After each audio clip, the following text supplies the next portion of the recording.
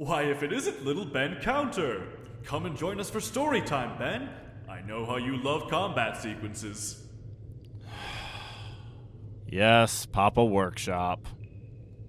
Long, long ago, in a sandbox far, far away, two little boys were engaged in some very serious business. So, my guy is bigger and stronger than a normal guy because he's really tall and he has super armor. So he punches your guy with his big strong fists. Yeah, well, my guy has armor that's made of glass, but is super duper glass, and it stops your guy's fists because they're just people fists. Yeah, okay, but actually, my guy has a big mega super fist. It's called a power fist, and so it does actually smash your super glass armor. Yeah, sure, but actually, my guy has a helper, and she's called a war singer, and she can sing so good that it makes him dance super fast, and so your guy can't even hit my guy. But my guy actually has a jetpack too, and it's as big as he is, so it makes him go real fast, and he can actually hit your guy. The singer actually has another song that actually makes it so your guy's ears hurt. And so now he is distracted and he has to crash into a wall and break his bones. Oh, okay, but actually the wall is just a normal wall and my guy's bones are like metal bones. So he just goes through it and then the whole building comes down and it squishes your guy. Whatever, I have a sound spear that actually... Hey guys, can I play? Girl! It's a girl! Don't listen to her siren song! Oh no girls allowed! No girls allowed! She might insult our fight logic or make fun of us for playing pretend! Guys, I'm literally asking if I can play with you right now. This looks fun. I don't know. I mean, I guess you can be the war singer. That's a girl. I kind of want to be one of the guys with metal bones. But you're a girl. And this army's all boys. So, I want a power fist, not some dorky sound weapon. This is absolutely shattering my understanding of gender norms. I don't even know what gender is. Me either. Let's play. And so the boys and girls played happily together, developing a shared obsession with the combat statistics of their favorite factions, spending lots and lots of time and money at their local games workshop. And I lived happily ever after. Wow, Papa Workshop, is that a true story? Someday it will be, Ben. Someday we'll make just as much money off of non-boys as we do off of the majority of our fan base. Until then, we're stuck with what we've got. God damn it, you mean the Lost? And the damned.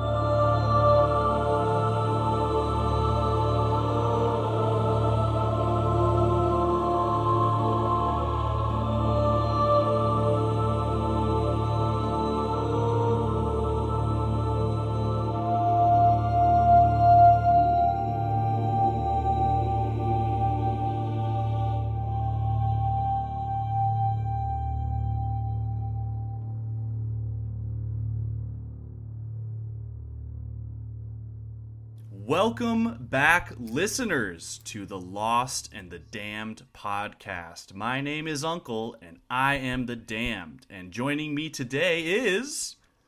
Hi, I'm Faden Cross. I am the Lost. And we are here to guide you through A Galaxy in Flames by Ben Counter. Book 3 of the Horus Heresy. We're continuing. We sure are. This is our third month in a row. We are sticking to our word. We are going to try and read this entire series. And we're 3 for 3 on that. 3 authors, 3 books. And we done read them. And now we're going to review them. What did you think of this one overall, Faden Cross? Okay, so overall, Galaxy in Flames, I think this is the best one we've read. I would agree. This was the most fun read for me so far. And I also think it does the most narratively interesting moves. I think it has the best sense of character of the 3 books we've read so far. The people feel the most real to me. Oh, really? I feel like the people feel the most kind of almost melodramatic in some ways. Okay. I mean, yeah, so like melodramatic certainly. This is definitely the action movie of the 3 books we've read. I think what I mean they feel the most real, I mean their motivations are clearest. That's a better way for me to put it. You know what? There's the motivations stakes are clear, the stakes are clear, and I think also the juxtaposition between opposing characters is the sharpest contrast so far. And so I think everything is just more clear in this book. Yes. Where it's going, what we're doing makes more sense in this book. Yes, this book has a handle of what the situation is, what each character wants, and who stands in the way of those wants. Yes. Here's another image I came up with earlier when I was looking over my notes as a whole. I think for these first 3 books, beginning with False Gods by Dan Abnett, and then beginning with Horus Rising. Sorry, Horus Rising. Thank you, Horus Rising by Dan Abnett. False Gods by Graham McNeil. I feel like book 1, and we kind of spoke to this, we were setting up the building blocks for this massive series, and not really knowing the authors, not really knowing how far they were going to take it at first. It feels like book 1 is Dan Abnett cutting the models out of their sprues and then gluing them together.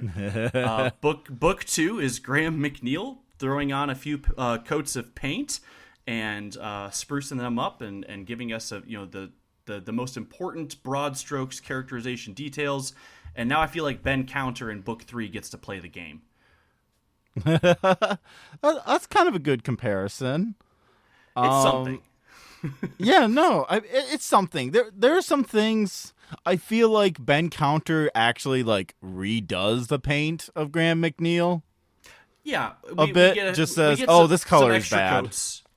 We do get some recharacterization, perhaps, which for me, I think I generally prefer. I like the more I don't know. So I said earlier, realistic. I definitely need to walk that back. Stylized. This book is more stylized, I think, than the first 2. I think the first 2 are more prosaic, and this one's punchier.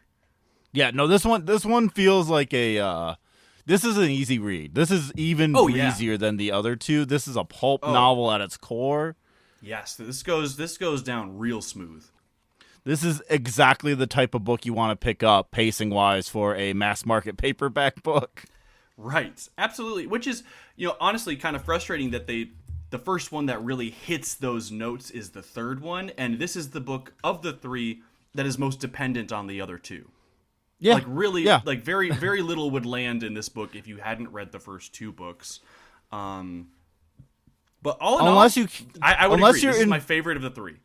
Yeah, unless you're invested with the characterization of Mercedes, you will be happy. Because third book in a row, she's a different character now.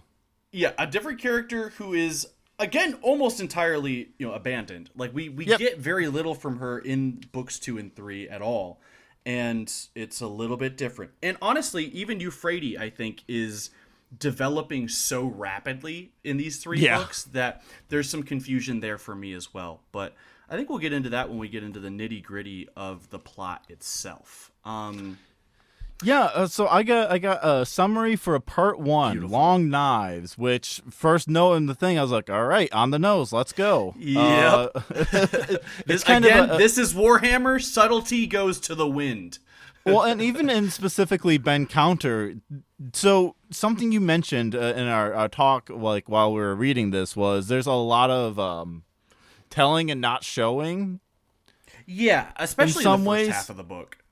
Yeah, and there's really a lot of telling the themes kind of more bluntly in a way I actually think works. Yes, For this, because you're able to have more dramatic irony.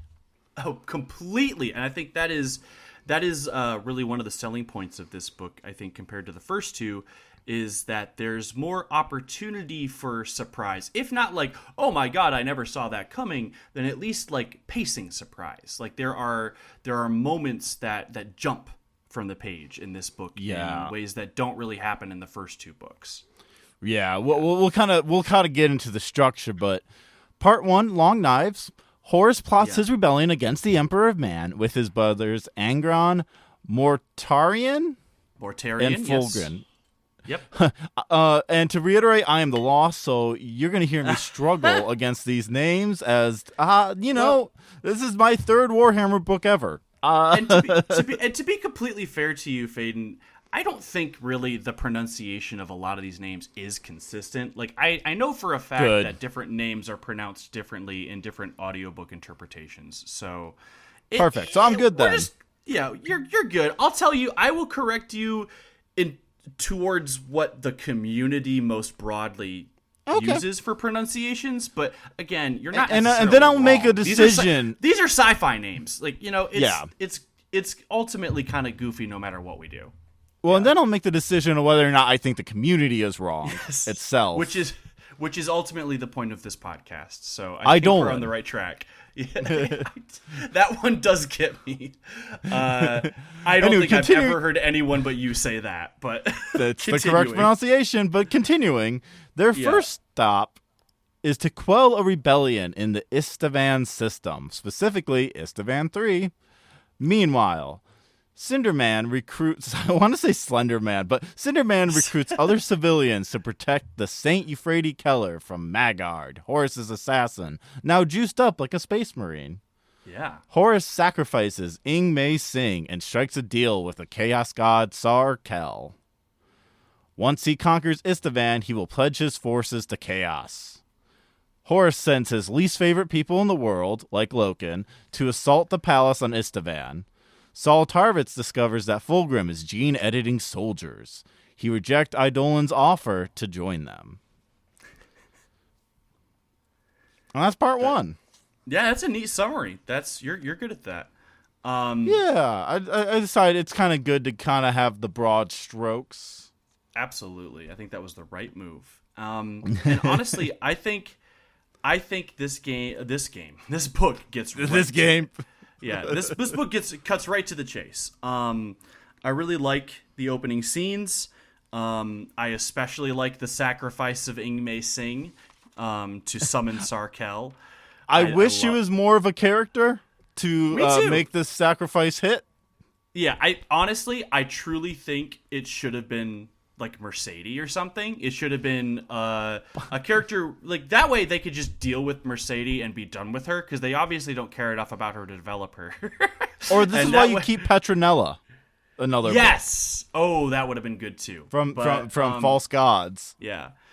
But, Ing Mei Sing, in terms of the structure of the Warhammer universe, makes the most sense because she is the most powerful astromancer in the fleet, so she's the most powerful psyker, and being a powerful psyker sings the song of the dark gods better than any other soul, because something we'll get to a bit later in this series, souls have value, like measurable value, and some people have more valuable souls than others. Psychers, can you buy a soul? I mean, sure, yeah. In the economy of the warp, you certainly can. Damn. And in 40K, in chaos-oriented stories, you'll see that happen. People bargaining for souls, because this is largely Catholic coded. This is definitely speaking to the language of the old Christian church. Well, and also Horus is doing a Dr. Faustus and striking a Faustian bargain. It's wonderful. I really love the turn we see in Horus in this book. I mean, he was pretty clearly, just a bad guy from the beginning to a reader like us. But in this book, he's just like, nah, balls to the wall, baby. We are the bad guy. I am Skeletor. I am the evil emperor. I'm maniacally laughing. I'm trapping people in a room. I'm basically plotting to have my least favorite boys be slaughtered. I'm like impaling a woman on my fingers and holding her corpse bleeding over a fire. Yeah, we get some good grimdark in this book. I have complaints about the levels of grimdark we get because I don't think it goes far enough, and we'll get there in the later combat sequences. But I do like how dark this story tastes. Yeah, like Horus is full evil coded. Thankfully, just now that we're kind of in the turn, we can revel in the turn. There's a bit of Ben Counter taking a lot of joy in doing evil Horus. Especially with the sacrificing of Ingmei Sing, just kind of out of left field gruesome, especially for a character I thought was mildly interesting. But that's I guess Warhammer. That is Warhammer.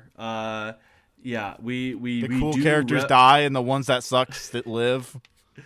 Well, yeah. I mean, this ultimately is a story of everybody's a bad guy, and it's just degrees of how bad you are. So, inevitably in a universe like that, the people closest to being worth listening to, worth preserving, are going to be the ones who die. Absolutely. But, so, we've hit the broad strokes.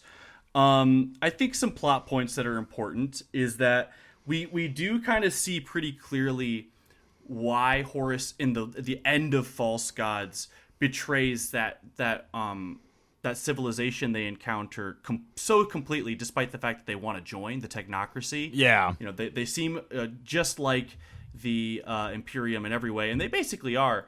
But importantly, they have STC technology. They have the standard template constructs that allow them super high levels of tech. And Horus has specifically murdered their entire civilization and stolen their STCs to barter with the Mechanicum, so that the Mechanicum will take his side in this coming civil war he's starting against his father, the Emperor. And that's laid out pretty clearly in this sequence, which is nice because although Horus definitely does turn to just pure bad guy, evil man in this book, at least we have some explanation. Yeah, he has a court. Yes. Yeah, he has a throne room now. Like, they've abandoned the strategium for a throne room. Beautiful. And the banners that are there are not the Legion banners, but they start replacing them with the Lodge banners. Which I wish we got more information on the lodges. I didn't know there was a multiple on the ship. Right, and that comes up later. We see traitor forces marching on loyalists, and they're carrying banners of multiple lodges specifically named, like the Brazen Fists or something like that. The Osseous Throne. Yeah. I could have dealt with way less combat to have any of that be in the book. Yeah, well, I know combat wasn't as much your favorite in this book, although I would argue it's the best it's been so far.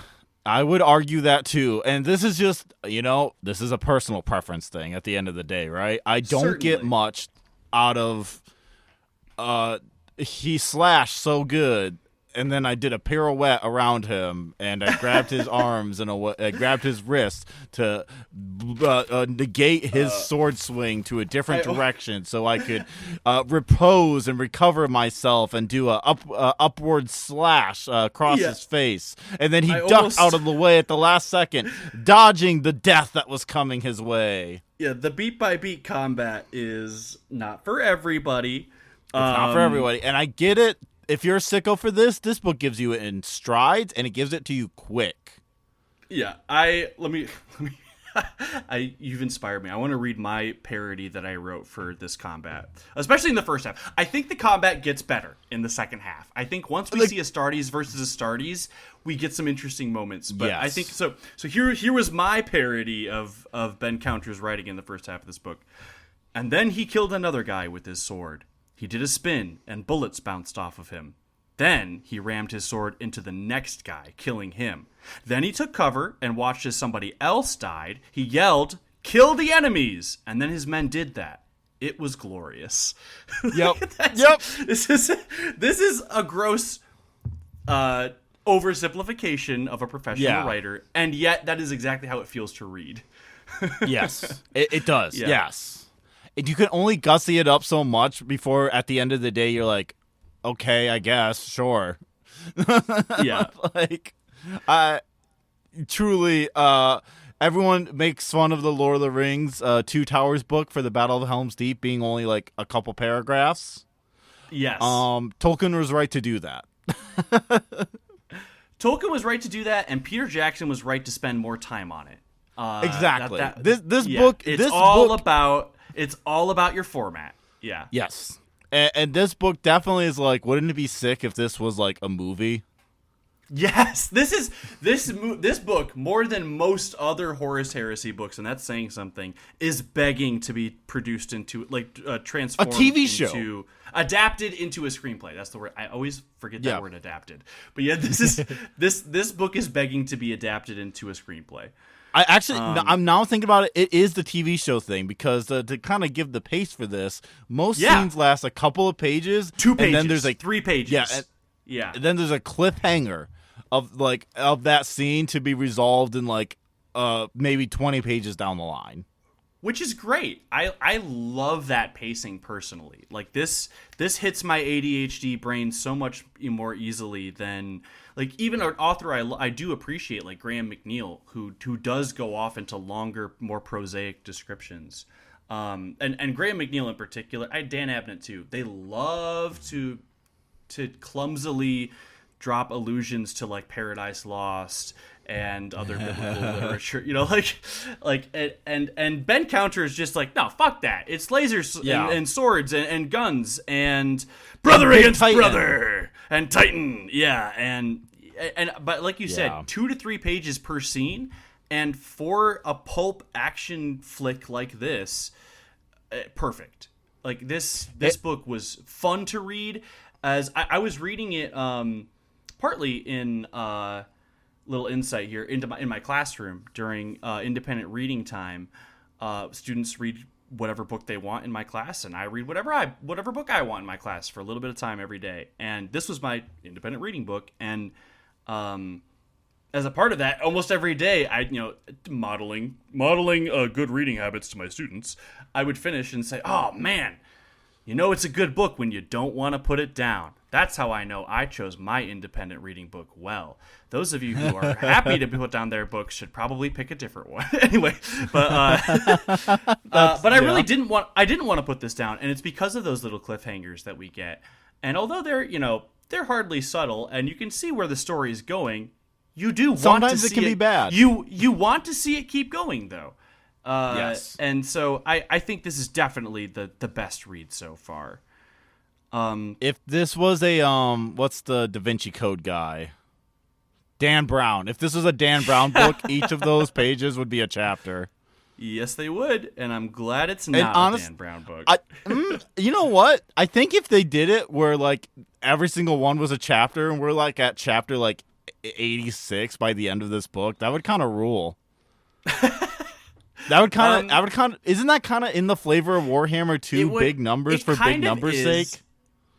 You're not wrong, and you know what? It would certainly make it easier for podcasters like us to arrange our notes. But I don't think it would make it easier. I think it would keep it about the same. It would make it easier. It would make it easier for me. I think that's a personal thing. I think that's not a.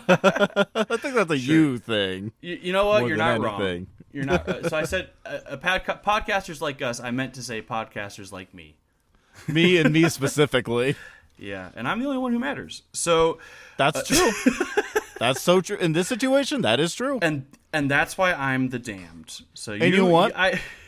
Here, let's wait for the audience to say that's not true. Yeah, sure. I don't hear anyone. So I guess it's true. Yeah, fuck them. Let's keep going. So I think we've hit most of my notes for part 1, because I think part 1, although it is roughly a third of the book, reads like a breeze. I think a couple more moments I want to hit on, though. I think something that really strikes me in this book as a distinct rapid difference from rapid change from the other books is that the Church of the Emperor is now just an established fucking thing. It's huge. Yeah. It's everywhere. We do get some hints that massive time skips are happening throughout this book. Years are happening since the first book, basically. So, that makes sense. An overall note I have that I wish something that was more clearly laid out for us is that this religion, it does make sense that it spread so rapidly. It does make sense that it's so big and people believe so fervently despite so little actually happening to confirm it. Because, first of all, human psyche does work like that. Like, cults catch on, in the blink of an eye, all over the place in human history. But specifically, it makes sense for this Imperium because the Emperor has explicitly made his goal to be to erase all religion, all faith, all non-scientific understandings of the universe. And yet, he has done it through this dogmatic, non-educational system. You must believe there are no gods because I say so, and I'm the strongest, and that's why you should believe what I say so. Which is the argument of a god. And so, it makes perfect sense that people would just naturally believe, oh, so he's God. It also makes perfect sense, in that the argument of this government, this empire, is they call it the imperial truth, which is that humanity is superior to everyone else. We are inherently superior to all other species and civilizations, and our specific version of humanity is inherently superior to all versions of humanity, and so you either do what we say or you die. And it's our way or the highway, and that goes for religions. And that is basically how most, maniacal, totalitarian, cult-like religions operate. It's our religion or no religion. And so in all functional ways, the Emperor has created an Imperium that could do nothing but become a religious entity. Well, and part of this is because, first of all, the world is just bad. People's material needs are not being met for just basic food and shelter. And so they have to turn to something else in order to kind of relieve that pressure point. Yeah, you need that spirituality to allow your mind to continue operating in such an oppressive totalitarian hellscape. There's no other way to remain alive other than to believe in things you can't see. Right. To believe in something, to believe that there is an order to this chaos. Yeah, there's got to be a reason. Absolutely. But also, I think these books also posit that if you don't have a good answer to a question in your ruling organizational principles, in your philosophical principles, then that creates a schism. That creates a divide. Yes, it does. And the Emperor and the Imperial Truth has no good answer to, hey, why is it there are these weird tentacled creatures that don't look like they should exist in any reality coming out? If magic isn't real, then how come magic is so obviously fucking real and you haven't told me any other reason why that thing is happening? If magic isn't real, then why won't you explain what all this magical shit is? Yeah. and just telling me I don't need to know about it or just don't worry about it is not an answer. Which, again, I'm gonna make this point multiple times in every book we read, I think. The solution is education. The problem is a lack of education. If the Emperor designed an infrastructure that systematically raised the consciousness and educated the people broadly, he could explain why he's doing things the way he's doing things, why people need to not follow religion, why it's dangerous. If he could educate the population on the dangers of the warp, then he could very easily prosecute this campaign with half as much bloodshed at least, and then you'd eliminate the need for all of these rebellions, or you at least head off a lot of these rebellions because people know why you're doing what the fuck you're doing. The the Emperor remains pretty committed throughout a lot of these books to the idea that people just don't know what's good for them, and that's why I get to decide. And in my experience throughout most of human history, that's when everything goes wrong. Even if you are the smartest guy, the most powerful guy, when you make that decision that you know better than everybody else and you take that autonomy away from them, you guarantee the circumstances where everything goes to shit. Which I think we actually do see the signs of in this book, which again is another reason why it's my favorite book of the 3 so far. I think this book understands that Warhammer is a critique of the concept of war better than the other 2 books. I still think Ben Counter has missed the truest message we could have, because there are characters we're clearly meant to think are completely right, despite the fact that they're still genocidal, xenophobic maniacs. But I think we see the contradictions inherent in war the clearest in this book. I've said too much. I do wonder though, is this a critique against war? Because something I do keep wrestling with is, does the book think the Imperium is bad? Or does the book think the Imperium is the best of a bad situation? Faden, that's a great question. And I'm glad you asked it, because I think you're right to question that. And I think you're right in what I'm assuming you're thinking, that Ben Counter doesn't actually think this is a critique of war. Like, I don't think... So here's the thing about Warhammer. I think Warhammer is inherently a critique of war, regardless of what the authors think they're doing with the text, because the contradictions are so sharp, so clear, that no matter how much you want your favorite characters to be obviously right, if you're reading these stories with a critical lens, it's impossible to see even the guys who are, posited as the protagonists, as the good guys. It's impossible to see them as truly good or not inherently flawed to the point of their ideologies being totally useless and fucked. And so, like, even when the author, I think, doesn't understand, I think just the nature of these conflicts can illustrate how fucking useless, stupid, and pointless and wasteful war can be. And that's part of why I love Warhammer. But I hear you. I don't think the author necessarily intended any of that message. And that's not even kind of the point I was more trying to make. I'm more trying to make is this even a good critique of war? Okay, no, I hear you. Because here's the other thing, because war isn't actually inherently a bad thing, right? When you go to war to liberate a people from an oppressive imperialist army, like if a war came by to free the humans of the Imperium into a better way from the Imperium man, that would be a good war. You know what? You're right. I love that perspective. I'm glad you offered that challenge, because I think you're right. War sucks always, but that history remembers some wars as being justified and right because of the results we get from them. And you know what? Often that is regardless of the actual ideology or perspective of the people fighting it. So maybe we can have wars where xenophobic monsters are doing good things for a good cause. I think that's... I mean, I generally don't think you can when that happens, because that's like... I do, though, because, you know what? I think there are wars where horrible, horrible people were fighting for the cause of good. I think World War II is a great example of that. Like, I think there were a lot of horrible, horrible people in the Soviet Union and in the Allied forces in general who were fighting for the wrong reasons and yet did a good thing by defeating the Nazis. Now, the results that followed weren't necessarily great because those ideologies were so fucked. And that's why Nazis so successfully captured our own government and specifically our intelligence services.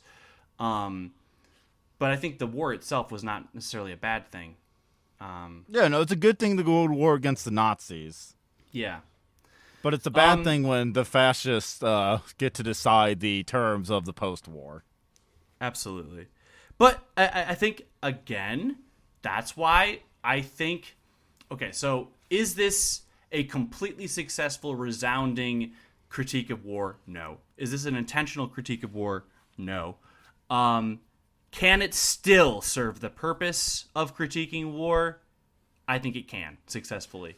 But that's dependent on the reader's. That's dependent on the reader's lens. That's dependent on the education level of the reader. And these are broadly, marketed, mass market printings for everybody. And maybe that's why Warhammer is so dangerous.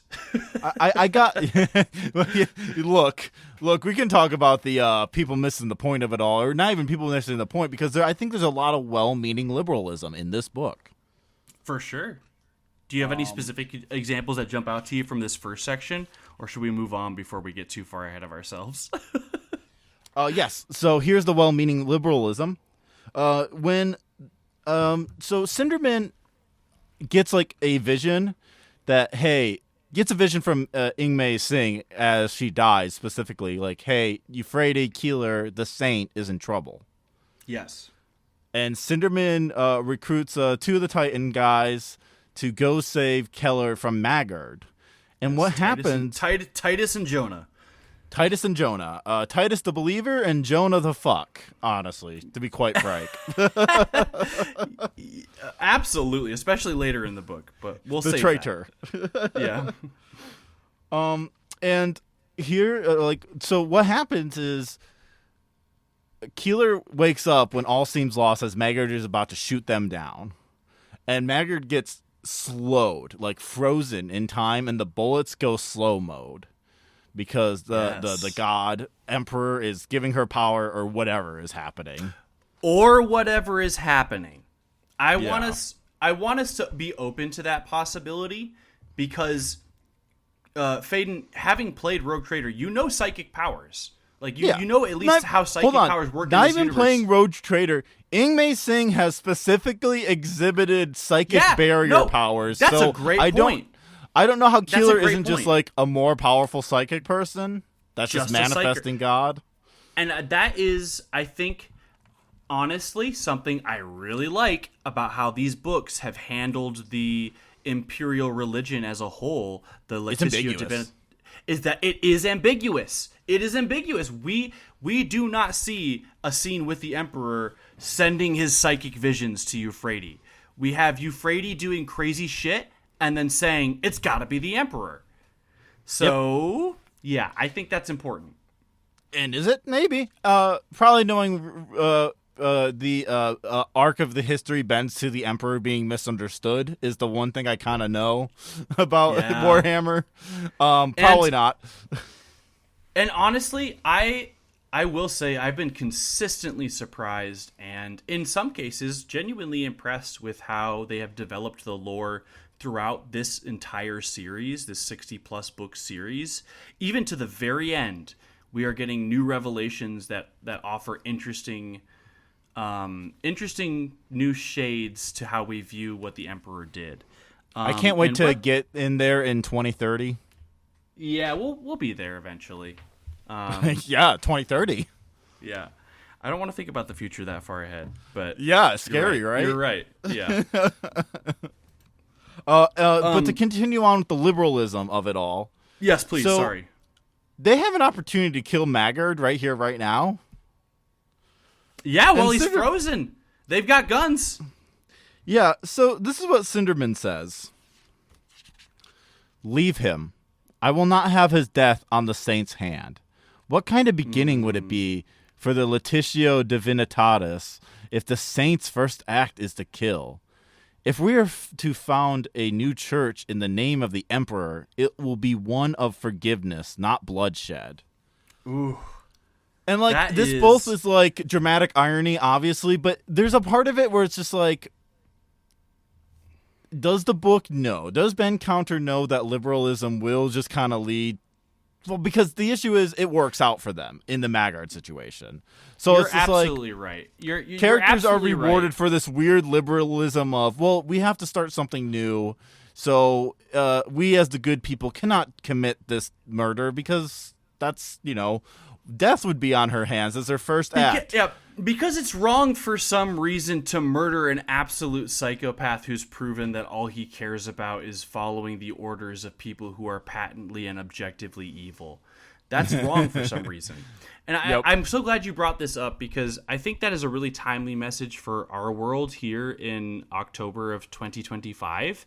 I think that's a really salient conversation in American culture right now is it ever justified when a person dies or is killed by violence? Well, here's the answer. And are you inherently better for not having killed someone when you had the opportunity to, when that person is, by what I would judge, objectively evil and irredeemable?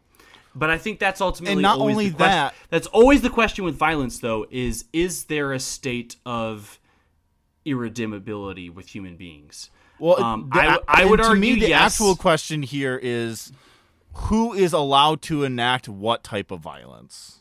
Sure, that's another good point. Because the state is allowed to be violent and allows a certain type of violence defined by its like legal parameters. And so in this Warhammer universe, they do not see the religion having the legal parameters or the moral parameters to commit murder, even though the Imperium itself, led by the God of Man, has started a great crusade.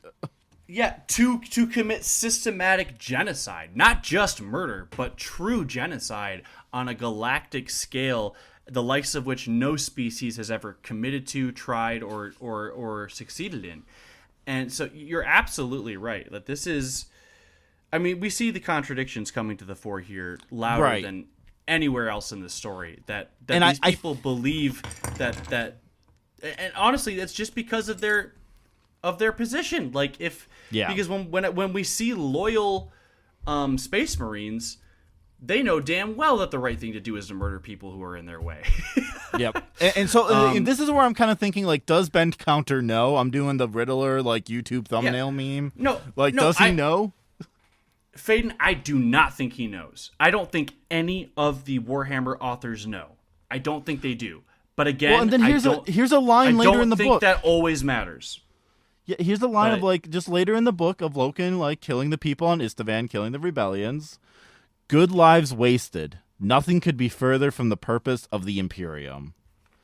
And part of that, when they're all stacked up against each other, I feel like it's either a wild act of accident or just like someone working with like, oh, I know what the Imperium's about. It's about the contradictions. It is the contradictions of violence that this is more of a critique of than it is war itself. I think that's clear to us. I don't think that's clear to the writers. I don't think that's clear to the broader audience. I could be wrong.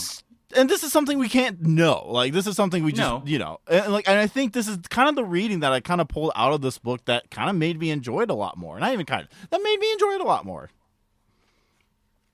There's these morsels here. There's stuff about the thing I've been saying like the last two podcast episodes about, do the Astartes fear? And of course they fear. They just pretend that it isn't that. And this book does a bit of the it tell not show. Explicitly says. No, it explicitly says it. But I think it was right to do so. Yes. To explicitly say they feel the feeling that mortals count as fear, but they are trained and experienced enough to know that that's not a feeling to dwell on in the moment. They still feel dread. They still feel regret and guilt. But fear is something they know how to process and compartmentalize, which is actually true of all soldiers throughout all of history. All people who are successful in their role as a soldier have just learned to compartmentalize fear. Learned a way to turn it off. Yes. However they can. And so I happen to be reading a war memoir right now, alongside this, with my class. We're reading a book called A Long Way Gone, Memoirs of a Boy Soldier who is a survivor from the Sierra Leone Civil War. And I think we see a lot of the fearlessness of Space Marines in someone who is literally a child who is forced to go into war. And I think it's just the mindset of a soldier. It's you to survive the horrors and trauma inherent in war, which will scar everyone who commits to those acts. You have to turn parts of your brain off, and there are always consequences for that. And that's very clearly displayed in the book A Long Way Gone by Ishmael Bia. I think it's tangentially shared in these books, and that's probably because Ben Counter, Dan Abnett, and Graham McNeil have never gone to war. But yeah, that's been an interesting co-read for me. Is this reading a real-life true war memoir by a child who was forced to be a soldier alongside this book, where ultimately every Astartes, if you know the history, like what it means to be an Astartes, every person who is a Space Marine in this universe was forged into a soldier as a child. They're all child soldiers. You cannot become a Space Marine if you're not chosen as a child, unless you're a Space Wolf, but that's a completely different story. But unless stupid Warhammer lore insert here. Yeah, yes, exactly. But that's something I thought about a lot reading this book, because of the other book I was reading. Was these are child soldiers, even the ones who are hundreds of years old. They've just been doing it since they were children. Yeah, they act like children still. That's something we keep hitting. Because they are child soldiers. And I think if these books had emphasized that more, I think the message would have been so much better. So much better in Warhammer. I actually think, I think this is the one that does it, though, because there are lines in this book that talks about how, well, an Astartes does feel fear. They just try to reroute it to a different emotion. And I think... And you're right. I think this book does a better job of humanizing Astartes, of making us understand the horrors of war from their perspective. But the only reason we get to do that, and which is also kind of a cool move, is because they're fighting their fellow Astartes. So they've always been convinced of their superiority within the universe, and now they're fighting the only force in the universe they will accept as the superior force of the universe. Right? And so now they're finally forced to come to terms with, okay, well then, are humans superior? If humans are fighting humans, which version of humans is superior? Because we've already been fighting humans who were convinced had the wrong idea. So it really just collides and makes this whole thing a super duper clusterfuck. But I think we've really pushed ourselves through Act 1. Are there any other plot points we really want to hit? Another I want to actually, not even a plot point, but a theme that is laid out here and that I think is actually followed through on quite nicely. Another thing, see, this is why I like this book. It kind of is answering the complaints I had about the other two. Absolutely. There is a line being drawn very explicitly. When Loken gets into a fight with Mal Gerst about the Remember Answers watching training, which also, by the way, this book is like, wow, this is the first time Mercedes ever seen Loken trained and Loken outside of his armor. I'm like, I'm sorry, wait, that was the first and second book? What are we doing here?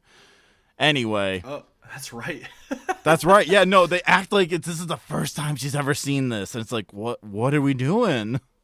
Oh boy. Anyway, Malger says this about Loken's like, we're all doing the work of the crusade, Mal. Without these men and women, it cannot be completed. And this is in reference to Remember Answers and Iterators.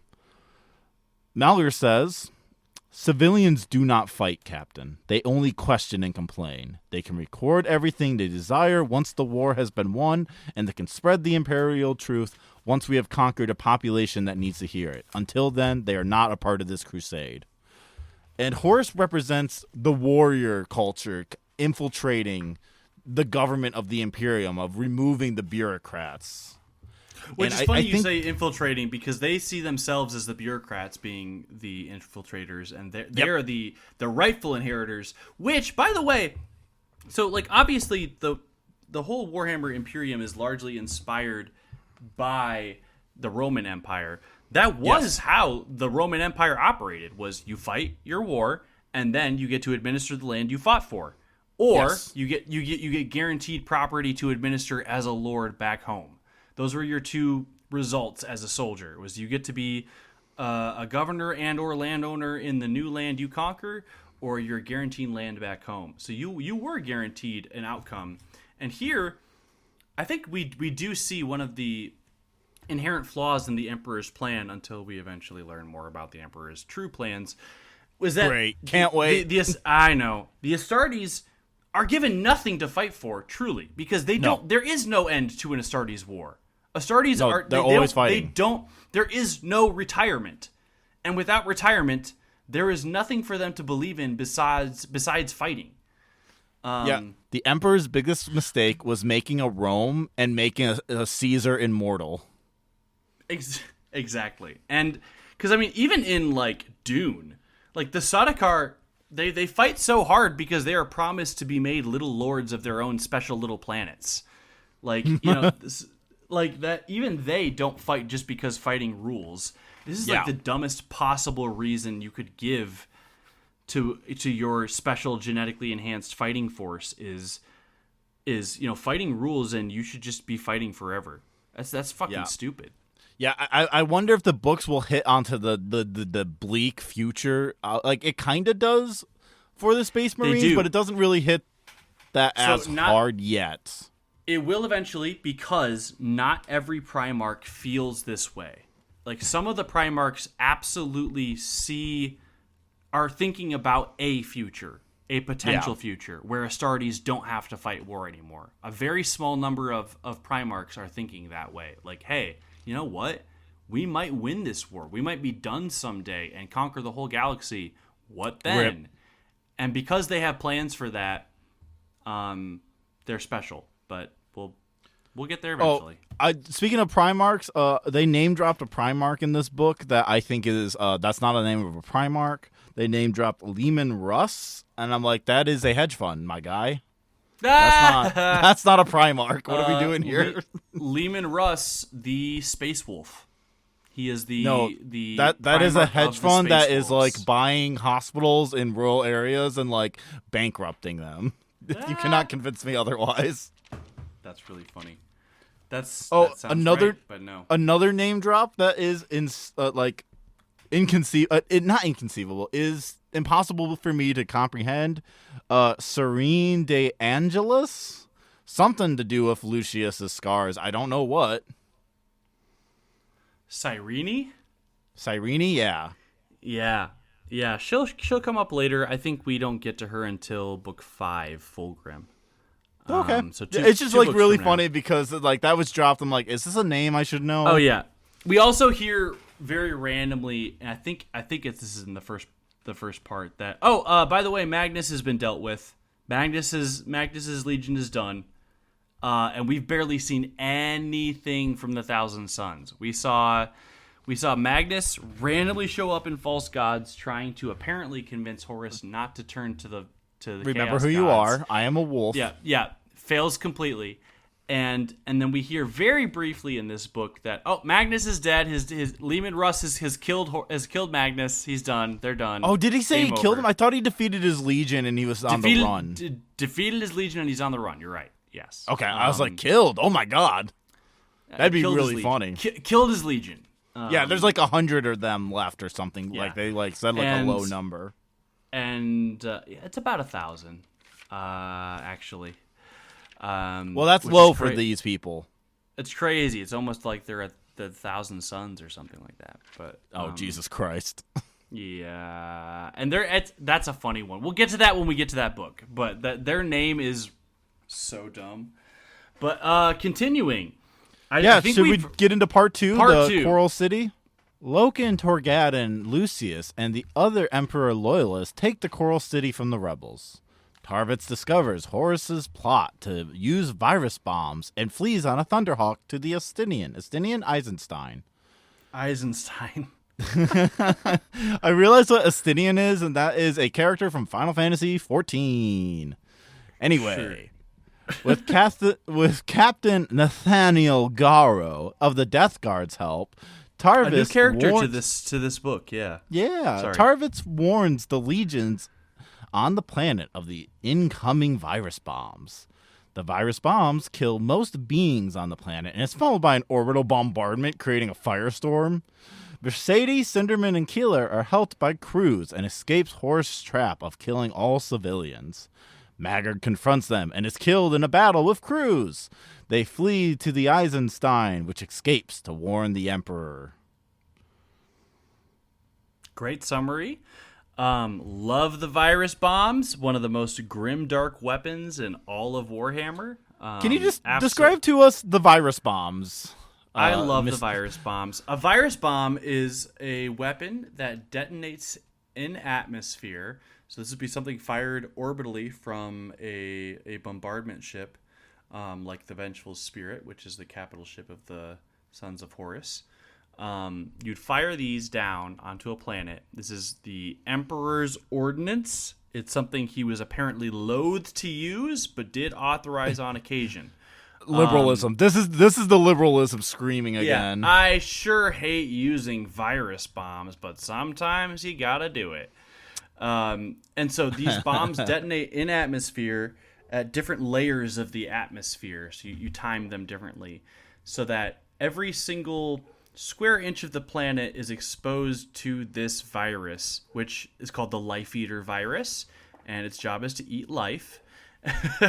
It completely, like, instantaneously devours every organic molecule in a living thing and turns it into a flammable gas, so that if you virus bomb a planet, basically every living thing not perfectly sealed within environmentally sealed bunkers or stasis chambers will be destroyed, devoured in a matter of minutes, and then the entire atmosphere of that planet will be clogged with the explosive gases produced by these dissolved corpses whose flesh has liquefied and bones have turned to jelly. And then it's like the flesh slides off the bone too. Oh yeah, it's so good. It's what is it specifically described as? I think it's wet. It's described as wet. Yeah.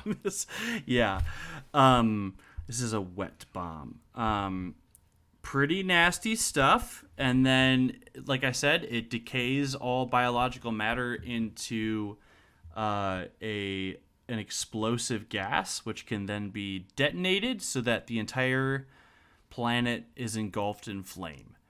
So the Astartes of this planet, the ultimate betrayal against them is that they are virus bombed and then set on fire. But that's not the end of them. No. Yeah. Also, the Dies Irae, the Titan, can survive it too if you just seal it all up. Yep. If you have any kind of environmentally sealable vehicle, you're safe. So bunkers are safe as long as the door is shut tight enough, apparently, and you can cut off ventilation to the outside. But Titans, of course, but Titans can also be vacuum sealed, so that makes sense. Yeah. Because Titans can fight on planets without atmosphere. But yeah, this is when shit hits the fan. I do like how early in this chapter, before the betrayal takes place, Loken, landing amongst the Istovanians, witnessing this giant war unfurl as 3 legions or 4 legions descend upon this planet to blow it up. He's like, we must look like soldiers from hell, is a specific thought he has. But I love that because he's finally he was actually pretty stoked to fight this war. He and Torgadden at the beginning of this sequence are they're like, oh, finally we get to fight a war again. I don't have to worry about all this betrayal and obvious subversion going on within my own faction. I can just go murder people finally. Yeah, I don't have to worry about politics. I don't got to worry about subterfuge. I don't got to worry about... Unfortunately, this book doesn't worry about it either, but I don't got to worry about Erebus. No, yeah, we just have to worry about being on the front lines, which is actually what we want. So Torgadden and Loken, they're like, okay, cool. And then I love that Loken lands on the planet and he's like, wow, complicity. this is kind of fucked up. He's like, this is, he's complicit in it, but he's starting to recognize the perspective of mortals. He's like, we're monsters. Wow, this is scary. But anyway, let's go do it. Me using my chainsaw blade and ripping into civilians. Are we the baddie? Bingo. Tarvitz, importantly in this sequence, Saul. Yep. Has decided. Well, he knows something's up. He's been invited to learn about what it means to be in the upper echelons of his own legion. Something important that I think we more or less skipped is that he in the opening sequence of this war, Loken or Saul witnesses Eidolon take down a war singer. So he in part which one, is not magic, singing so good that people rip apart and are torn to death. That's not magic. The Estevanians are led by this priesthood of people who praise and worship their god through song, and they can also engage in combat through song. And so they are singing people to death. These war singers. And we watch Eidolon scream, battle shout one to death. So they're singing him to death, his men to death, and he marches up this pyramid and just screams so loud that it dies, it kills it. And Astartes can get loud. They've got 3 lungs, they're loud. But they're not supposed to be able to do that. And Saul Tarvitz sees his commander, Eidolon, do this, and he's like, what? How'd you do that? Sir, how'd you do that? What? And sir, I didn't know you spec'd into Force Scream. Yeah. And so Eidolon takes him to a very important character, Fabius Bile, the chief apothecary of the Emperor's Children. That's so funny to think that that's an important character, because I'm like, yeah, you mean the fucking Nazi eugenics scientist freak that's gene editing people? Who gets his own 40K trilogy. What? Fabius? Oh, Fabius Bile is arguably in the top 10 most important human characters in Warhammer 40K. Funny. I did not even think to ever bring up Fabius, because I'm like, well, clearly this guy's just not important. A little foreshadowing for you. Fabius Bile becomes arguably among the top 3 most intelligent and all-knowing human beings in human history. God, I can't wait till we read so much Warhammer that we're doing tier lists like Marvel character style. Oh, no, I'm already doing it. I'm already doing it. I'm cursed. I'm damned.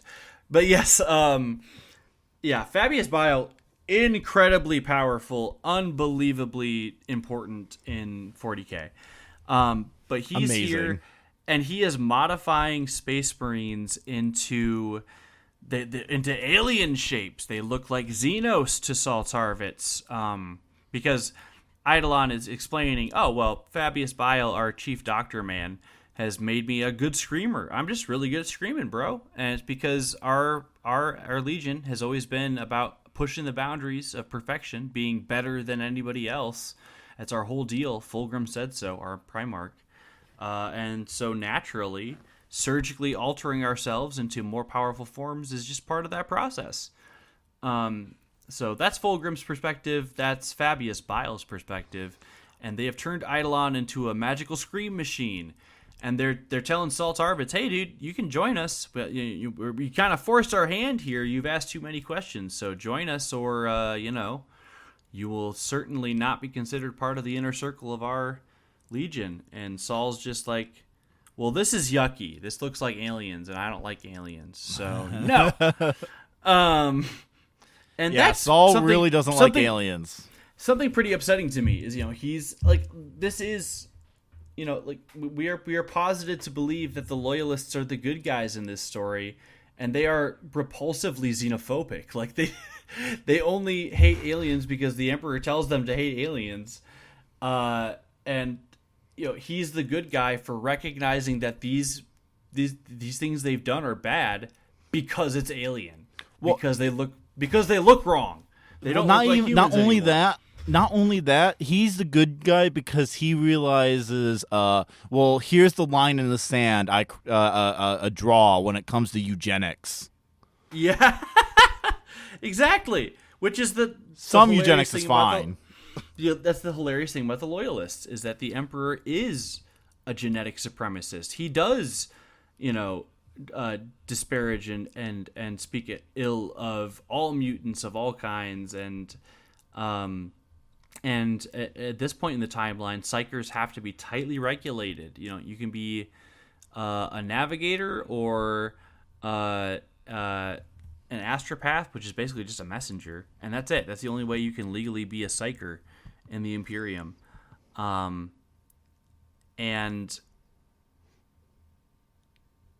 yeah, I kind of lost my thread here.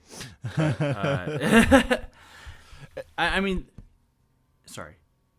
No, that's okay. And I think I just think it's interesting that there are these depictions of what the Imperium designates as a valuable to its society, and what is sacrificial. What's abominable? Yeah, what's abominable and what's praiseworthy? That's where I was going with this. So it's wrong that they've made themselves better at yelling, because they look too much like aliens now. That's kind of an arbitrary line in the sand. But that's what you're right. You're right. That's what makes him, good. Air quotes, good. That's what makes him rule, and that also is kind of his downfall. That's kind of his downfall. Kind of. Yeah. I mean, and that's even when we get to this is part it's part 3. I'll save it for part 3. But when we get to the scene between Eacton Cruz and Magard, what ultimately what proves the difference in that fight is who's genetically superior. Yeah. Magard is kind of an abomination, and Cruz is the purest, actually. Yeah. And that's the part of the books where I'm like, okay, I don't know if they do know. I don't know if they know. No, that's what fundamentally proves that they don't. Yeah.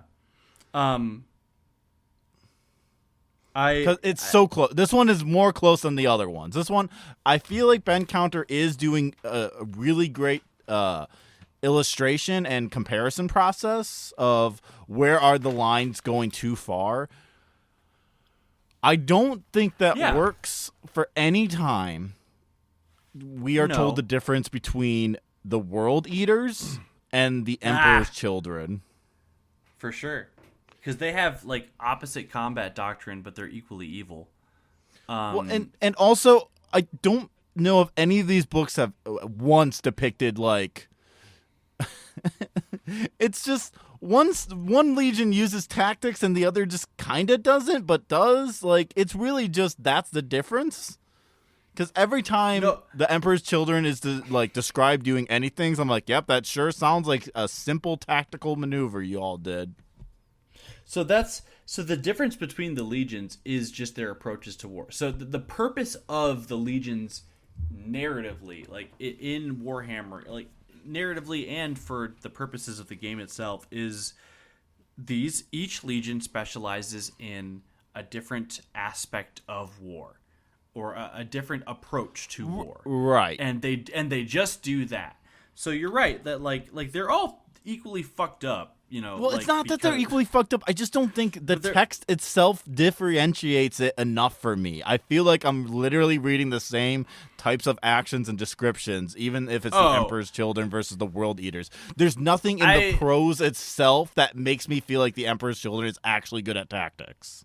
I very much disagree. I think you're completely wrong about that.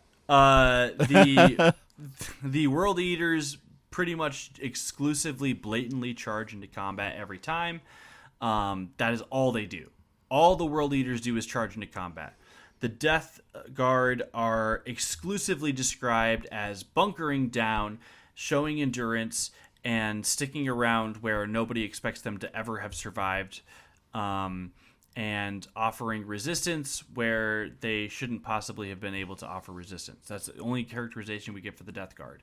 Which is different I from would the say, War you know Leaders. what, Death and Guard. Then the Emperor's children are always described as performing specific tactical maneuvers, which we don't ever hear any other legion doing specific tactical maneuvers. So Emperor's children offer fields of fire. They offer covering fire. Yeah, but okay, so this is my problem. They move in coordination. We don't hear any other legion described that way. Right. But like when it's baby's first tactics, I just don't think it gives them the sauce. I think it's a bad booking. Okay, so I don't think it makes them look as cool as they can be. I think they should be cooler. That's my problem. That's my problem. You know, I completely agree with that. You know, I think that they don't go far enough in any of the combat descriptions because our texts to each other show as much as while reading. But I absolutely disagree that I think this book by far does the best so far that we've seen characterizing the legions as distinct from one another, which is the point of themselves. That's the point of them being distinct in the narrative. Well, sure, they're distinct, I guess, but like the issue is, it's like when the distinction is charge versus, damn, aren't we so smart by thinking of suppressing fire? I'm like, no, not really. No, and I don't think a person who's critical of these books that matters at all. Like that's the point. Like to me, that's the point. Like that. Yeah. The point is they think they're different and they are not. That's the point to me. I don't know if that is. I don't know if it reads well enough to be the point. I don't know. Maybe it's just because I'm just so disinterested in the combat. It doesn't read as well.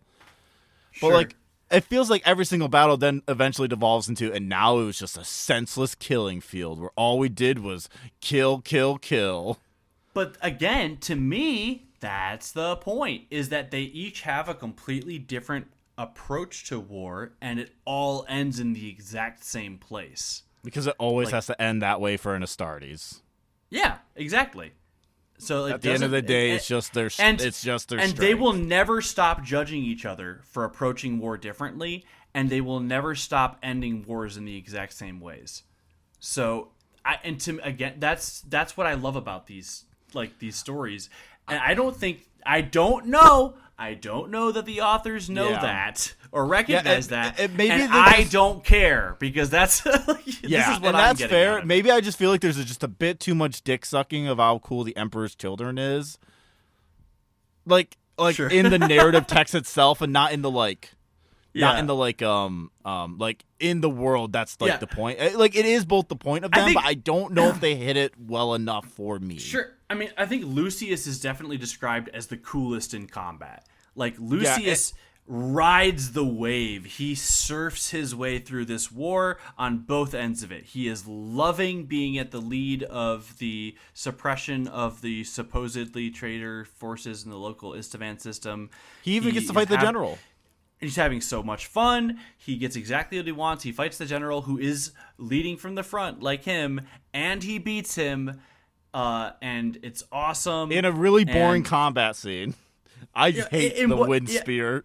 It's the song spear. How it's we're just told in the narrative that this leader of the enemy forces has a spear that creates sound on either end of the spear creates a sound that acts as a blade.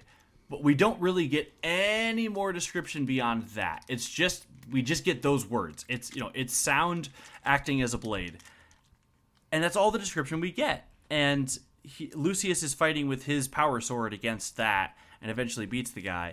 But I think I was describing to you, Faden. I was like, why don't we see in an intimate, vivid description what that sound weapon does? Because the Istavanians, the war singers. They even have they have other sound-based weapons, which is all by the way, foreshadowing for what the Emperor's children become in later books. Of course, they're going to be the sound freaks. They're going to be bringing in the JBLs. They're going to be hooking up the speakers. They're going to be taking the mixtape. You have no idea how right you are. But we've already seen that. I mean, like, Lucius is hearing the song of war. That's how it's described in this book. Yep. He is yeah. Lucius gets fully infected by the song of war. He sees the sheet music of combat. Is, I think, a description we get in part 3. It does. It does rule. Which is all Slanesh coded, by the way. You know what? Sure. What? Yeah, Lucius is having a blast. I just wish we had seen, like, the sound waves, rippling the flesh of the bodies of the Astartes until it split and tore. I wish we saw their blood vibrating until it boils inside their skin. Like, we could have gone more grimdark here. And it's just like, nope, they're using noise weapons, and then the Astartes beat the guys using noise weapons. But, whatever. Ultimately, a pretty minuscule gripe. We get through the combat pretty quickly, which is, I know, what you wanted. Well, something that is actually interesting that's happening, though, is Lucius, we get more interiority of him, and he sucks. He sucks real bad. Like, real bad. The most petty character we've met so far in a field of mostly petty characters. Well, and also, this one does kind of fit with his characterization in the last book, where he was just like, would you still be my friend even though I use a Xenos weapon? Yes. He is just a whiny bitch, and we get that a lot. And now he's just like, nobody's giving me enough praise. He says that multiple times in this book. He's upset because his subordinates don't love him enough. But he's especially upset because Tarvitz is getting more attention. Yes, because Tarvitz is just doing his job as a line officer, which is like the most embarrassing thing for an emperor's child to do to the emperor's children. For a member of this faction to just do his job is like embarrassing. And he's getting praised because he's just doing his job so well. And it's actually something I love about this book is how much it raises Tarvitz up for just being a really, really consistent go-to guy. He just cares about his men. He just wants to get the job done right. He doesn't want to be praised. He doesn't give a fuck about lifting himself up above others, which is the thing that's the Emperor's Children's whole thing. Yep. And he just wants to get the job done, and doing so naturally becomes the leader of the entire resistance after the virus bombs are dropped.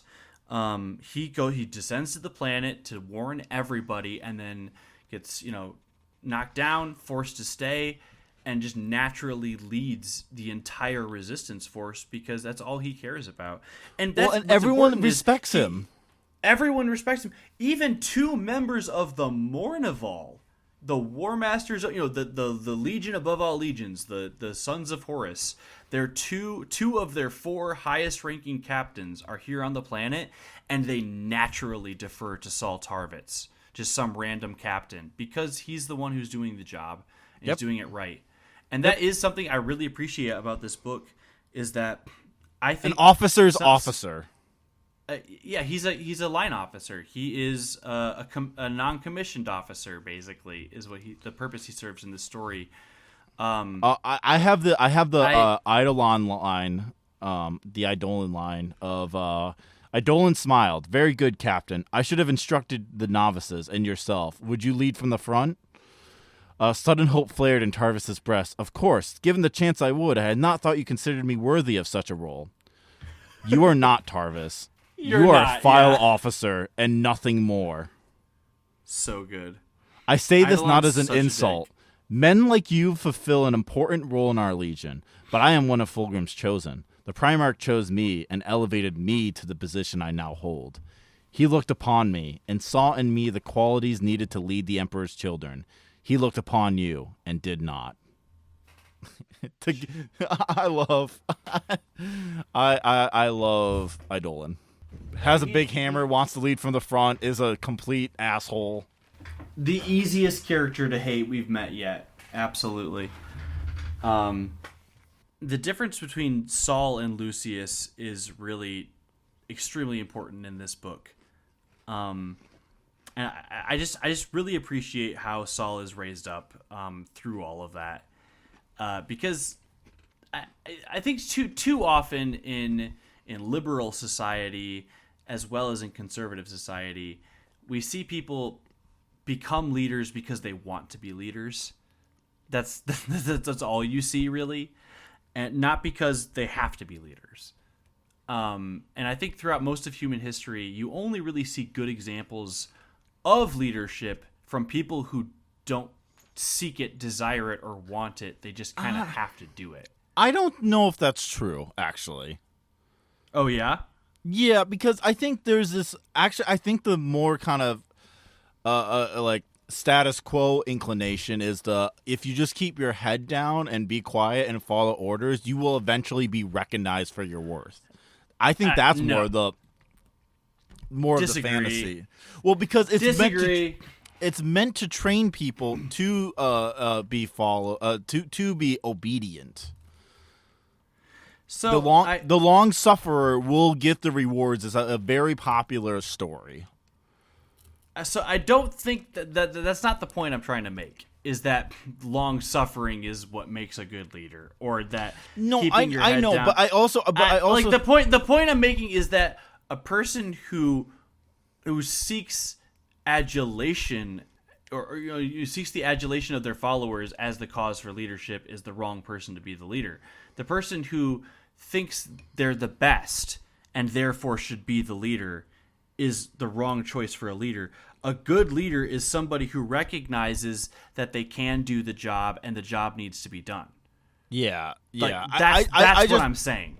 Okay, yeah, because I was just like thinking a good leader who doesn't want to lead is someone who doesn't want to lead. I don't buy that as true because I think you need to want to lead in order to be a leader in some way. Like I think fair. you need you need to have that to have that distinction. Vision. Yeah, that's an important distinction. That's not what that's not what I was. Because that's not what I was trying to say, but I think that is what I said. A good leader is not somebody who wants to lead to be appreciated as the leader. They want to lead because they want what leadership leads to. Yeah, they want to do things, and they want to like lead people to do it. They know they can do the job, and they can see the goodness. You know, when you can raise the people you lead up. When that's your goal, that's how you know you're a good leader. Yeah. And they do the book not to stand above them, but to raise them up. That's the point of a leader. And the book does play with though the fact that Saul Tarvis is a good leader is because he never won it in that way. Well, I guess no, it doesn't because he does want it. Actually, he always does want it. He just doesn't think he is worthy. That's what makes him a good leader. Exactly. Like, that's what I'm trying to say. Like, 'cause even in the quote you showed, he was excited. Yes, you're right. I would love to be a part of the chosen. I think that's what makes him such a great character. Yeah, he has that. He does have ambition.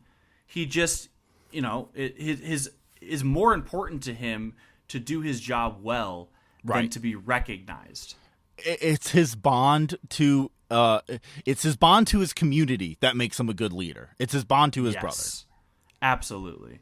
And that's what makes it so tragic when Lucius betrays him is that Saul has only ever wanted to be his friend.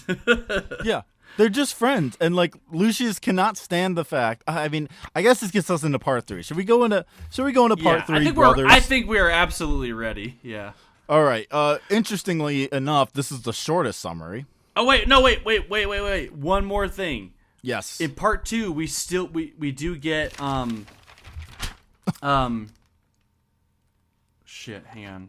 We get Horus killing all the remember answers. Yes, that's what I was. Yeah. So which is such a weird scene because Euphrates like, you guys have to come with me. We have to go see this. I swear we gotta go see it.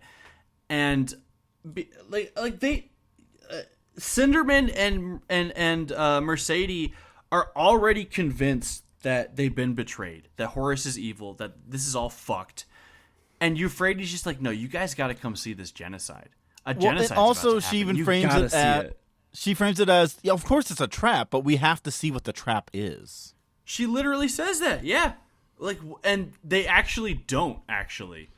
That sequence is pretty It leads dumb. them to Cruz, I think, I actually like it because it leads them to Cruz. It leads them to the last believer. I guess so. It felt clumsy to me. Yeah, it felt real bad them going into an obvious trap that could easily have gone really wrong, but it doesn't because the Emperor's light protects. You know what? Yes, and it's a cinematic sequence and a cinematic story. Yeah, I kind of get it though. It was having me scream like, "Come on, guys, don't be this dumb! Come on!" Yeah. But I think it works because it links them with Cruz. There are also some just other dumb lines I think that were upsetting me in this sequence. Like when Euphrates is like, the galaxy is too simple for us to hide in complexity anymore. Yeah. I don't even know what that fucking means. Like I don't know what she means by that. Gotta have faith. I think that's it. It's just gotta have faith. Yeah. I just hate it. It's just stupid. Yeah. And I other can't things tell about this sequence that bother me a little bit. Sorry. Continue. Oh, I was gonna say I can't tell if the book thinks she's saying something stupid or not either. I don't think so. I think the book is like, damn, she's spitting bars. Yeah. Other things that bother me, we skip like Saul like suspects something is up. And then somehow talks to a dreadnought, Rylanor, the ancient Rylanor. Yeah. And somehow a dreadnought has the authority to remove Saul from the combat lineup into a support role on the ship. That makes no fucking sense at all. A dreadnought is in all parts of the lore and in all stories. Like, no, this is a lore thing. Yeah, no, this is a lore thing in addition to other things. But like, this is it doesn't make any sense. Like, for Rylanor to have the authority to take Saul off this mission, considering the whole point of Saul being on this mission is so they can fucking bomb him to death without him finding out what happens.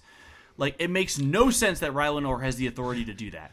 And then I actually think would somehow be overlooked by Eidolon. That doesn't make any sense. This is my thing. I think it's more like, man, I wish there was more of a story on how, like, I mean, it kind of is this. Horus's thing is he's constantly making little mistakes that snowball into big problems. Yeah, no, that's that. He's trusted Eidolon at all. That's his mistake. The theming is on point. This is just kind of dumb, is how I feel about it. Like, yeah, for me, it just read as, well, they're gonna be like, why isn't Saul here? And then Raylandor is gonna be like, don't worry about it. Wink.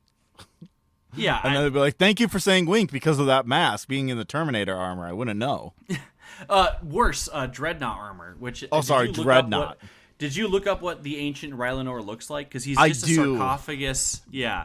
So, like, and one thing I love about this is that we see one of my favorite tropes in Warhammer is that I don't think there's ever a sequence in which a Dreadnought is described in which they don't laugh and someone misinterprets the sound of their laughter. That happens every single time a Dreadnought shows up in Warhammer. There's like a clinking mechanical sound rang out from the vox emitters of the Dreadnought and was only later understood to be, it must be laughter.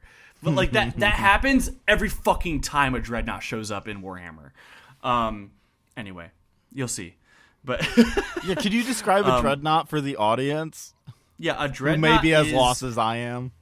Yeah, so Astartes are special, right? Because they're hard to kill. They're these super duper space marines that have extra organs and super healing ability, and most of them over the course of their hundreds and hundreds of years lifespans will lose limbs and get them replaced by augmetics, so they'll have all these robot parts. Some factions even explicitly do this on purpose, like they will just replace whole sections of their body with robotic parts.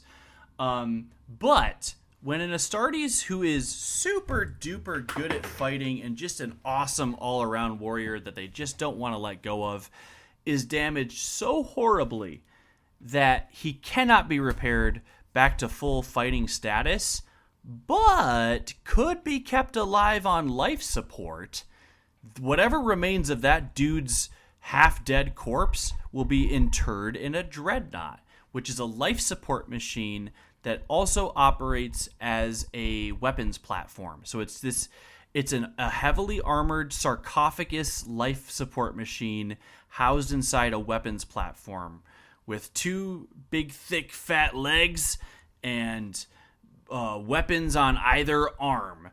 So it's a giant walking mech machine, basically, with heavy weapons to preserve the mind and tactical ability of this veteran Astartes, even as their corpse is basically just sitting in amniotic fluid with thousands of wires and tubes attached to it. They exist in perpetual agony. It is described frequently in the Warhammer novels as just being utter pain and nothing else to be a dreadnought. And so most of the time, when they're not in active combat duty, especially in Warhammer 40,000, because the tech to maintain these things is so rare, if they're not in active combat, they will put them in stasis and just turn their brains off because it's too fucking painful to be a dreadnought. And that's a dreadnought. That's the ancient Rylanor. Neat. Well, Caesar gets shot by Jason Jackson Jerkin. I'm sorry. Janice? What names did you just come up with? Jason Jack and Jerkin. What's the name of Caesar's friend on the Titan? Wow. So first of all, not Caesar, Cassar. Oh, right. Cassar. Titus. Cassar is shot by Titus. There you go. Cassar is Titus. Cassar is shot by Titus Cassar is shot by Jonah Arukin. Jonah Arakan. Aruken. Arakan. Yeah, it's Ken. I see Ken. Ken. That's a guy's name. And it's Arakan. Aruken. Anyway, it's not Arakan. Aruken. Oh, so no. You said it. You said again, but it doesn't matter. Yeah. Betrayal. Aruken is what Ryu fires in Street Fighter. Sure. Aruken. There we go. Yeah. Wow. Sorry. Yeah. Anyway, that happens. But we do get a betrayal here. Yep, we get a betrayal. Aboard the Dies Irae. Sorry. It's kind of interesting, just like in the sense of like the Titan stuff is not in this much. And you think no, that was my note actually about Titan stuff is the Titan characters are there and we don't get anything interesting from any of them ever, even in that betrayal sequence.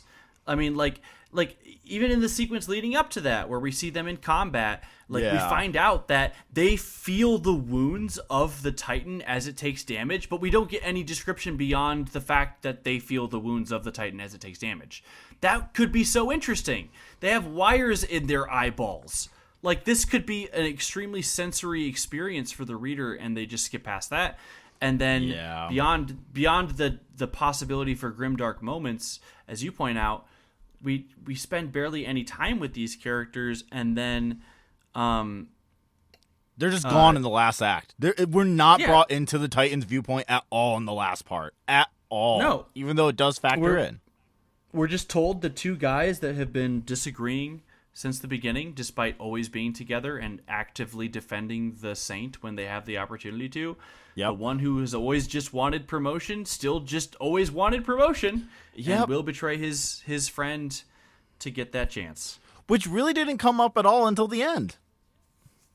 Right. It wasn't like a thing he was struggling with in this book. Even when going to help out the Saint, Keeler, he wasn't struggling with, this is going to ruin my promotion. For all intents and purposes, he's fully on board with the Loyalists until push comes to shove, which is kind of a letdown. Yeah, which could be interesting.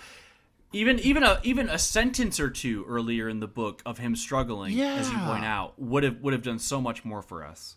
Like having that tension build up. Like, is when push comes to shove, is he going to break? Yeah. Anyway, should we get into the last part 3, brothers? let's get to it. Although just a couple more plot points just to hit the Let's get to it. All right, hold on though. Yeah, sorry, important plot points before we get to part 3. Angron, so the bombs go off, the virus bombs go off, and then they detonate the gas cloud afterwards. But because Saul Tarvitz got the warning out and some of the loyalists got to cover, some of the loyalists survive. That wasn't supposed to happen. And so as soon as the traitors realize this, Angron immediately attacks with ground forces. Instead of bombing them again into submission, he's mad because he's angry on. And so he takes his troops straight to the ground. And this fucks with Horus. And Horus is kind of... Horus is pissed. Horus whines, actually. I should have seen this coming. I should have known. How could I have been so stupid? He admits to Malachurst. And then is like, fine, I'll use this. Which is actually kind of a cool moment. We see Horus, the master tactician. I will use this to blood all of my forces and force them to reckon with killing their fellow Astartes now. So that they're used to it. And they can enjoy it, and they'll be ready for it when other Astartes won't be, which does come up later in the story, in future stories. Sorry. Oh no, it comes up later in this story. It comes up very big later in the story. It does. Yeah. Here's Horus glanced at the smashed remains of the Pict display. I will never be caught out like this again. There will be no twist of fate I do not see coming. Yes. Fucking it becomes a moment of resolve for him. But what I love about this section, yes, I am the eldest boy. Succession, what a show. What a show. But so something I really love in section 2 is the world eaters. I love the world eaters. I love that they've most purely recognize what an Astartes is and what the point of the Astartes are to be. They are horror machines. They are death machines. They are unstoppable killing machines that can shrug off wounds nobody else can.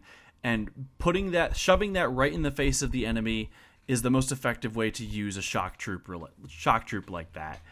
And so they're horrible. Their descriptions are horrible. The second they recognize that this combat is going to be against civilians on Istvan 3, they're just like, okay. And they fight until their chainsaw weapons are so clogged with blood that they become clubs. A great description. That is pretty good. A brutal description.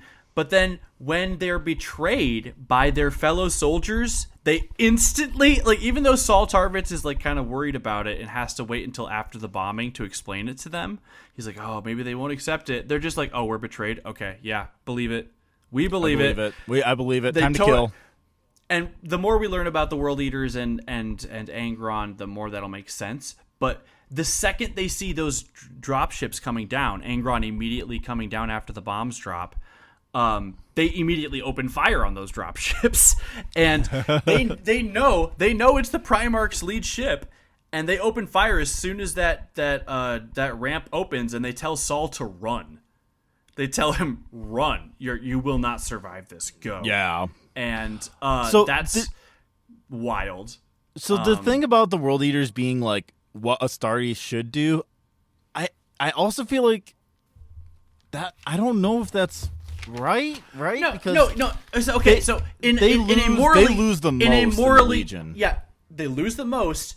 But again, when I say what they should do, not morally, not ethically, not tactically, in terms of in the immediate situation, but in terms of understanding what an Astartes is for a broad, war zones ethos, I think they get it the most. Okay. Because because being able to resist that kind of damage and then show that kind of brutality and not give a fuck when they do get wiped out is more brutalizing to most enemies than any other and what you'll learn, well, this is me going way, way, way ahead of myself, like dozens of novels ahead of ourselves. The Astartes are far more expendable than they think they are. in terms of the grand plan and the grand scheme of things. I've been wondering how much that is a thing, so that's good to know. We'll get there eventually, but and then on top of all of that, when you learn more about Angron's background, about his backstory, which is unfortunate we don't get that earlier. We still in this book series. Yeah. Besides what you've explained to me last episode, I know next to nothing about Angron. Like besides the in perpetual pain thing, it makes all of his decisions in this book actually make perfect sense to somebody from his perspective. And we'll get there. But we'll get there eventually. Now I think we are ready for part 3. Before part 3, is it fair to say the Horus Heresy is actually a Clone Wars? Totally. I actually wrote a few times in my notes that this feels like Revenge of the Sith. This feels like Revenge of the Sith.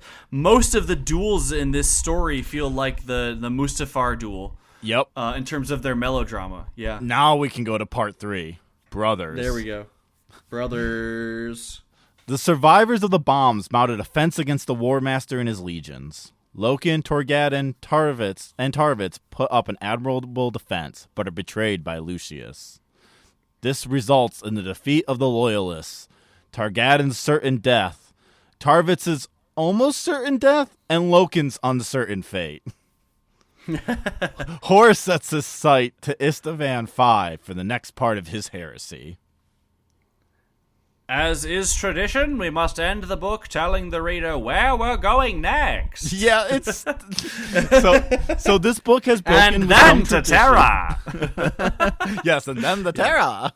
Yeah, I'm sure there'll be no distractions between Istavan 5 and Terra. I'm sure the Siege of Terra is right next. Yeah, but where I think you're going with this is that it's broken from the tradition of, and I remember when this happened. well, okay, so. A few things. I actually kept in the book starts. I remember when X happened. I was there when X happened to Y. That does start the book. I was there, Titus Cassar. I was there the day Horus turned his face from the Emperor. So that's still. Oh shit! You're right. Oh no. Yep. Yeah, right. Nope. Yeah. So we're still back to that. But what this book breaks from is Horus doesn't say, "Father, why have you forsaken me?" I'm sure he'll get more chances. I'm sure he'll get more chances, but this doesn't happen, so whatever. Yeah. Also, mane clock. I only had 2 encounterances of the word mane to describe long hair in this book. So Ben, you're shattering my expectations of what a Warhammer book can be. Well, we didn't get any Dark Angels in this book. We didn't get any Mangus. Blood Angels in this book. We didn't get any Magnus, so no Thousand Suns. We didn't get any Space Wolves. They all have flowing manes. So you're right. We're just missing out on the more animalistic factions with the more lion-like hair qualities. So yeah, the loyal. I mean, like we get like days and or months have gone by. Yeah, it's months. Yeah, well, it's suggested that it's months. At first, it's like, I don't know how many days it's been, and then a few pages later, it's been months, I think. What? Whoa, that's wild. Yeah, they have dragged Horus into a full war, and he's pissed. Yeah. But he's gonna use it, and he's just not gonna do it very efficiently, I guess.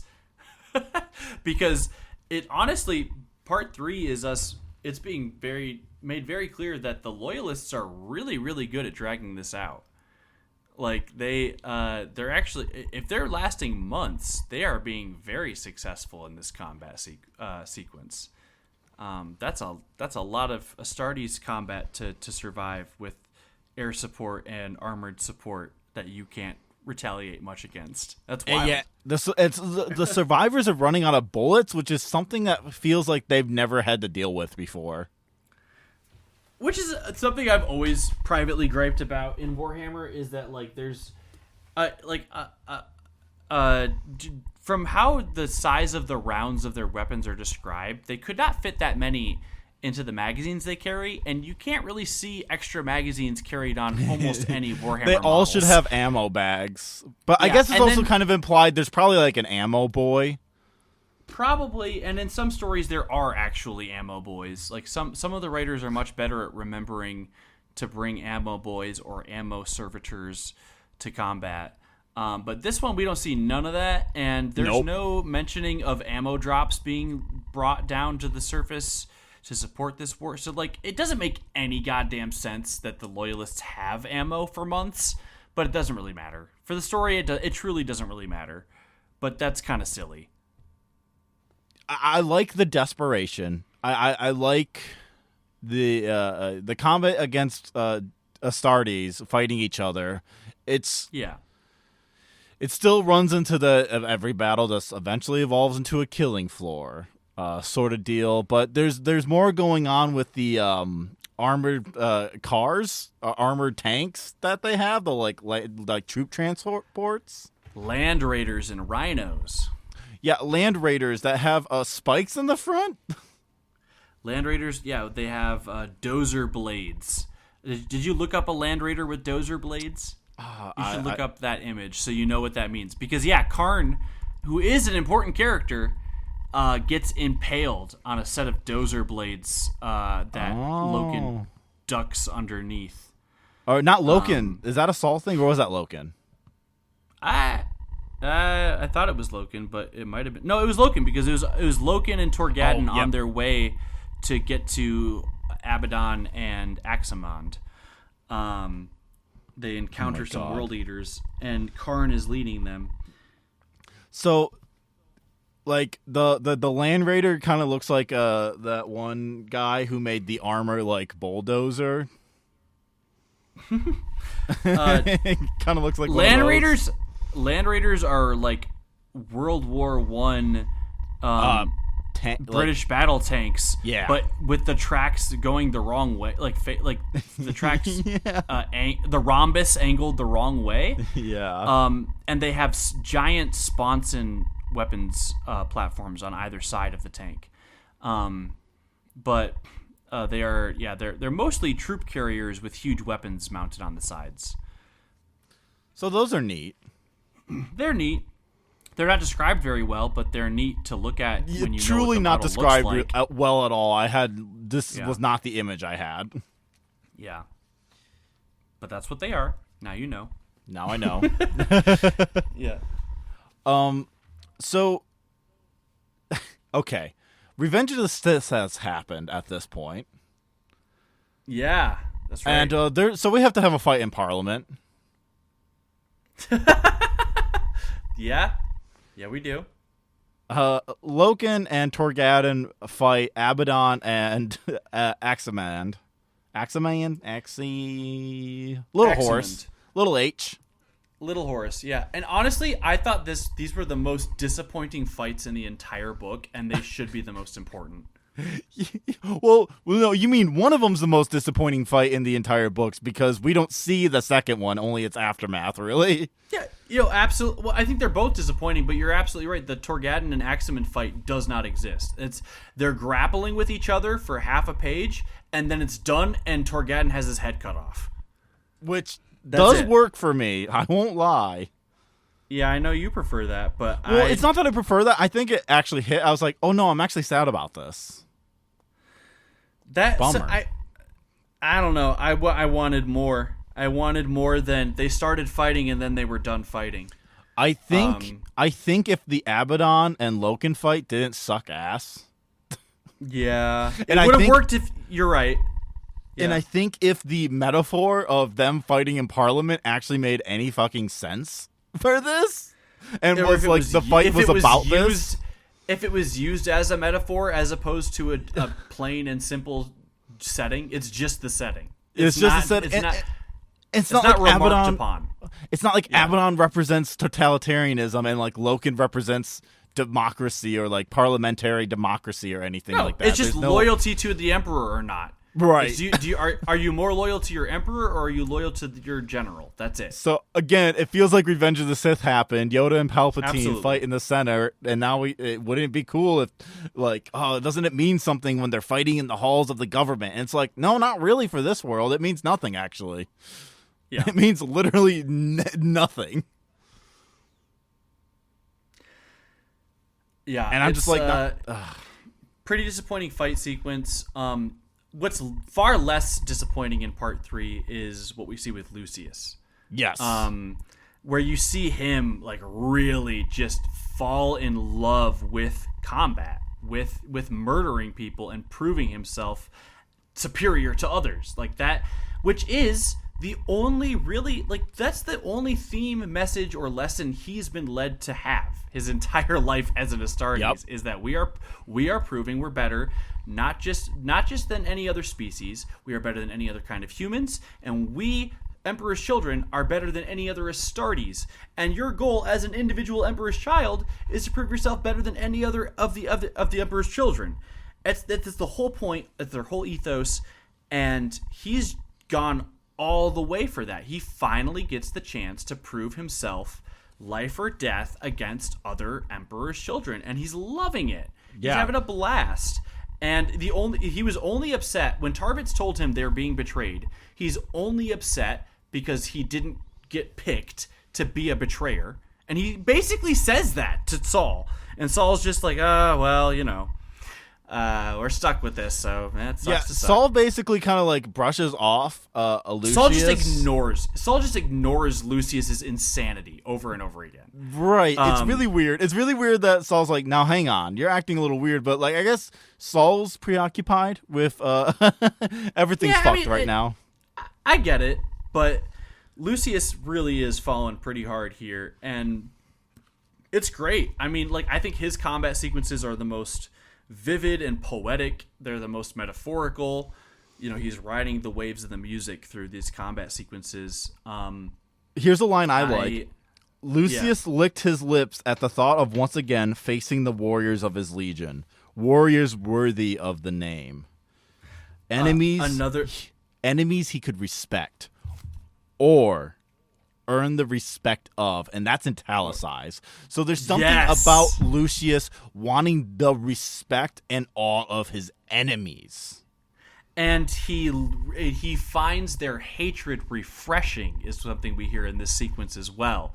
That when he relishes the hatred he feels for his enemies as he's slaying them. And he starts building this hatred to Saul. Yes. He's such a good villain. Lucius is like the most of all the cartoonish silly villains. We got Eidolon and Erebus and Horus, and Angron, you know, the murder machine. Lucius is the best bad guy the most fun bad guy to read in this book. Yes. Since there's not much Erebus in this book at all. No, there's basically no Erebus except for him insulting Horus for like one line, and that's it. And then getting owned. And then getting dressed down by Horus. Yes. Lucius really is the star here. Like his just savage joy at taking the head of the one chaplain that he kills, knowing immediately, like almost as soon as he cuts the guy's head off, he's like, oh, this is an opportunity. I can betray my guys. I can use the Vox mic in his helmet. That's awesome. I love it. I love these bad guys. They're so bad. Well, and my favorite part is when Tarvitz like confronts Lucius and basically fights Lucius, not to a standstill, but fights him long enough for Tarvitz to get back up. Yeah, that's a good moment. It's a good moment. It's a good callback to the Loken duel, which they literally call back to. Yes, literally call back to it. Yeah, I didn't necessarily need that, but you know what? When you are making like somebody might just read only this book for whatever reason. Like, I get it. It's really funny though that then Lucius does the like Danger 5 bit of Hitler jumping out the window before they can manage to kill him. Good reference there. Yeah, viewers, listeners, if you don't know, you gotta watch Danger 5. That's a killer show. It's something. I love that show. It cracks me up, but it's rough about things. Not for everybody, but very funny. Yes, but yeah, basically just escapes, and they're like, "Damn, I guess he escaped." Oh well, time to continue doing the thing we need to do. Yes. Maybe next week we can kill Hitler. Yes. I like I like the sequence in part 3 where we see Fulgrim coming back to Horus. Again, we hear him telling us about something that happens off screen that we have really no context for. Horus is like, I told you to go get Ferrus Manus to join our cause. And Fulgrim's like, well, I couldn't do it. He was more resilient than I thought he was. And Horus is like, well, that's too bad. You really disappointed me. But Fulgrim is just in full... He's described as a rake and a libertine. And he's described almost exactly how you would describe Griffith from Berserk. Yeah, which really Fulgrim just is Griffith, by the way. Perfect. Yeah, I think you're gonna really like that book 5. But yeah, I that sequence was fun. When Fulgrim is like lining up his ducks in a row to like make like a betrayal to Horus in the most funny way possible. And we might see that someday. Maybe. Another thing I like, just more cartoonish villainy, is that Eidolon, Lucius betrays the Emperor's children. He tells Eidolon, "Hey, I can sneak you into my base and I can help you kill the loyalists if you let me join you guys back up again." When Eidolon does, and he starts with his invasion of the loyalist base by starting with the wounded. I love that. Like, he starts with the wounded for no good reason. Get some free kills. Yeah. Rack up the score. There's a guy in the middle of surgery. They're like, hold him down. He's like, yes, hold him down. It will make him easier to kill. I love that. Smash him with my hammer. And then he smashes him with his hammer. So good, so funny. There's kind of a gnarly description that like a brother has like a flower petal like opening in his chest from like a bolter round. Yeah, beautiful. Other small details from this book that I like. Karn, as he's fighting with Loken, says, I am on the eightfold path. There is no turning off of it. I don't know what the fuck that meant. I was like, what is he? Is he like some weird martial artist? Is this guy like about to get into like a stance? So what do you know of the words the eightfold path? What does that remind you of? Honestly, I wish I could say anything, but truly nothing now. You said martial artist because it is reminiscent of that because it's a Buddhist concept. Okay, so it makes me think of the 8 trigrams, 64 palms from Naruto, to be quite frank, now that I think about it. So, and that's largely, so that's what that number 8 comes from, is this Buddhist concept of the eightfold path. It's the 8 ways of being right in your behavior. And what's funny is, which is this beautifully brutal irony in Warhammer, because the eightfold path in Warhammer is the path of Khorne, the goddess of the god of bloodshed and murder. What? Yeah, the death god. Yeah, Khorne, the god of brutality, death, murder, and killing for killing's sake. Sure. His number is 8. And so to follow Khorne is to follow the eightfold path. It's just this horribly brutal and blunt irony. Of subverting a Buddhist concept. Anyway, yeah. I think that made me laugh. Reading that for the first time in Warhammer. Yeah, that's it's funny. Yeah, no, it's funny. It's just like someone like me reading this and going, I don't know. It seems like he's into martial arts. Yeah, and it kind of is. They're right. Yeah, world eaters are fight boys. They like to fight. God, Fight Club, but I cast World Eaters as the characters instead. Okay, some more notes about pure villainy. I guess I wrote a lot about pure villainy in my notes. Lucius. Just everything about Lucius I'm loving. Like, his self-mutilation is something I appreciate. It's so underexplained. I love it. You'll get that in book 5. But yeah, he cuts himself for every victory he achieves, or every specific kill he gets that he feels is worth marking. Yeah, he's Victor Zsasz from Batman. He's literally just a freak.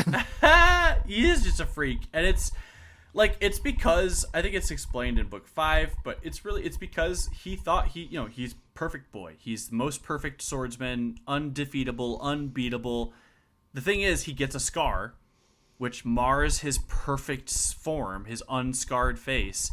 And so now he has to make scars his thing. And so from that point on, after he gets his first facial scar in combat, from then on, he has to make more scars on purpose. Oh my god. Yes.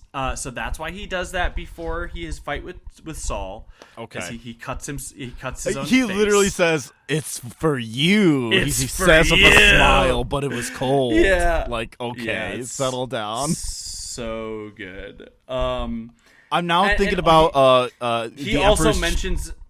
Sorry. No, you go. He also mentions in that combat, "We are the superior race." Like, Yes. he literally says that line. That is weird. He doesn't seem like a eugenics sort of guy, but maybe if they seeded that more, I could have gone down this route. But it really was strange when he just started bringing that line out. Well, yeah, I think it's hit on more with what Fabius Bile is doing with the genetic enhancements for the Astartes, Right. It just seemed like his beef was so much more personal. I wish it reflected that more. It totally is, but what I love about that line is that it reflects the Imperium as a whole, because they are all about genetic supremacy. Yeah, and they believe it anyways. Exactly. Okay, so I've been thinking, is Lucius Miguel Alvarez from Oz?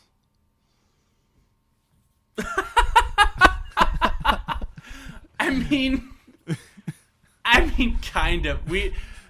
I need to watch more of Oz to flesh out that analogy myself. Okay, to come back on, we got to cast the Emperor's Children people as Oz characters. As Oz characters. This will just be our new thing. Is like, what prestige television characters how does are this each relate legion? to prestige television? Yeah. Wonderful. Yeah. So I mean, that's Loken may be dead, as you pointed out. Yep, Loken was. So Loken gets his ass whooped and he gets buried under rubble. Yeah, Torgadon, head removed, definitely dead. Lucius jumps Aximan. out a window. Yeah, Lucius Aximan, jumps out a window, disappears. Aximan survives. Cuts And off it has Torgadon's doubts. head. And has doubts now. Yes, important. Aximan's really sad that he had to behead a friend. Yes, he's pretty droopy on the last page when Horus is pretty stoked for his So 5. snippy. To what end is more or less what he says. What is the point? The point is to go to Terra. Is Horus's line.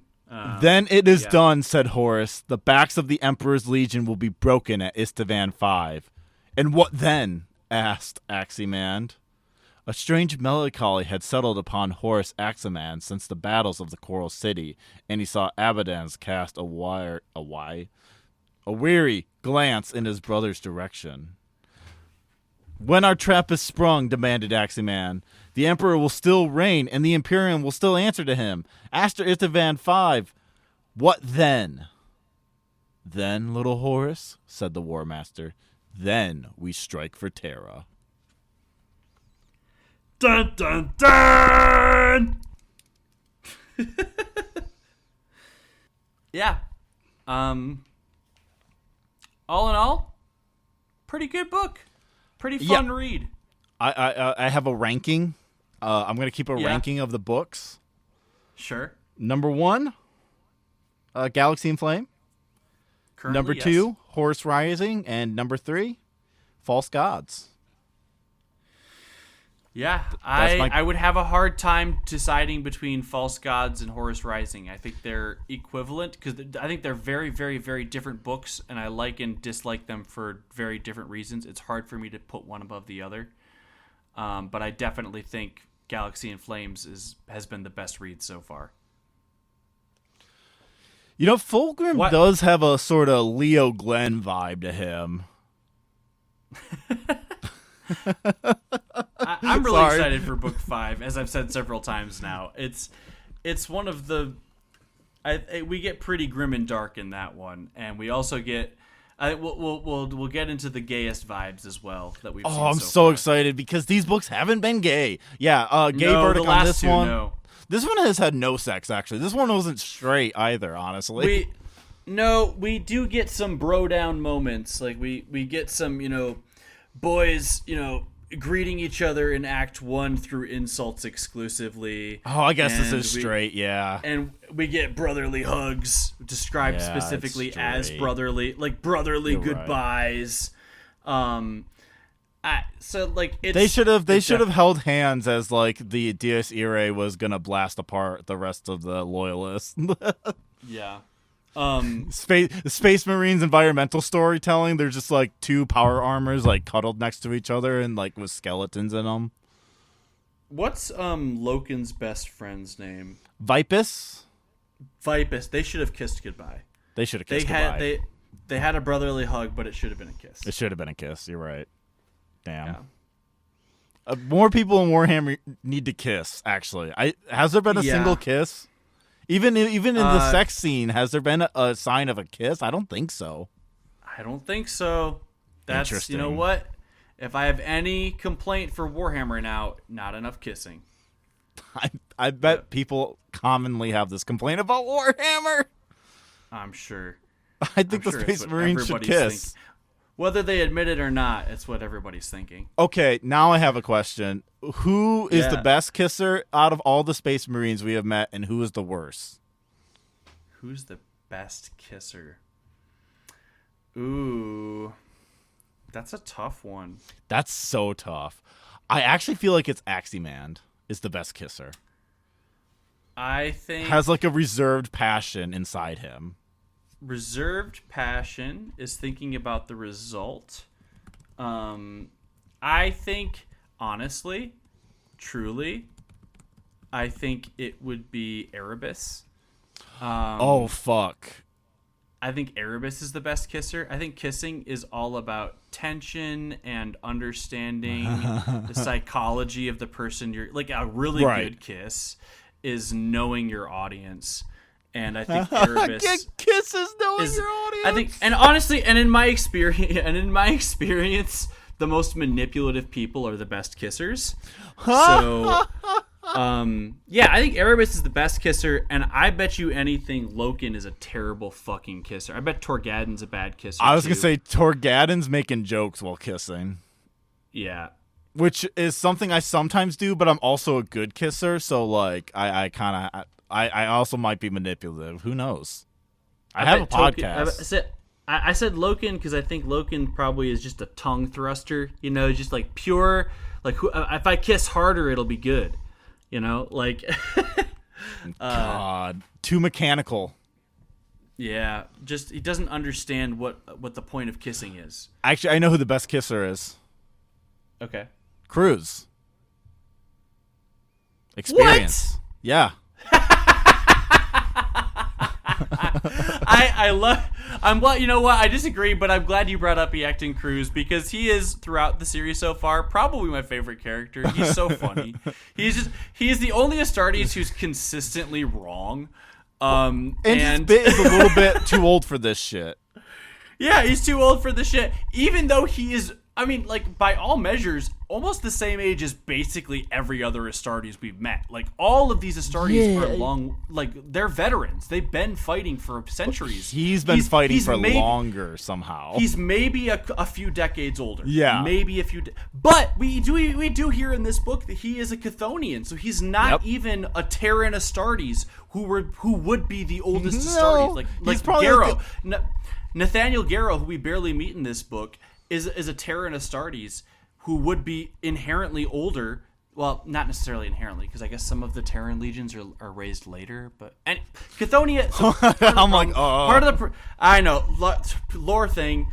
Part of the problem is Chthonian was one of the first planets outside of Terra colonized or recaptured by the Imperium. So to be a Chthonian doesn't necessarily mean you're that much younger than the Terran Astartes. Yeah, I guess anyway, so. Anyway, here's my worst kisser, Eidolon.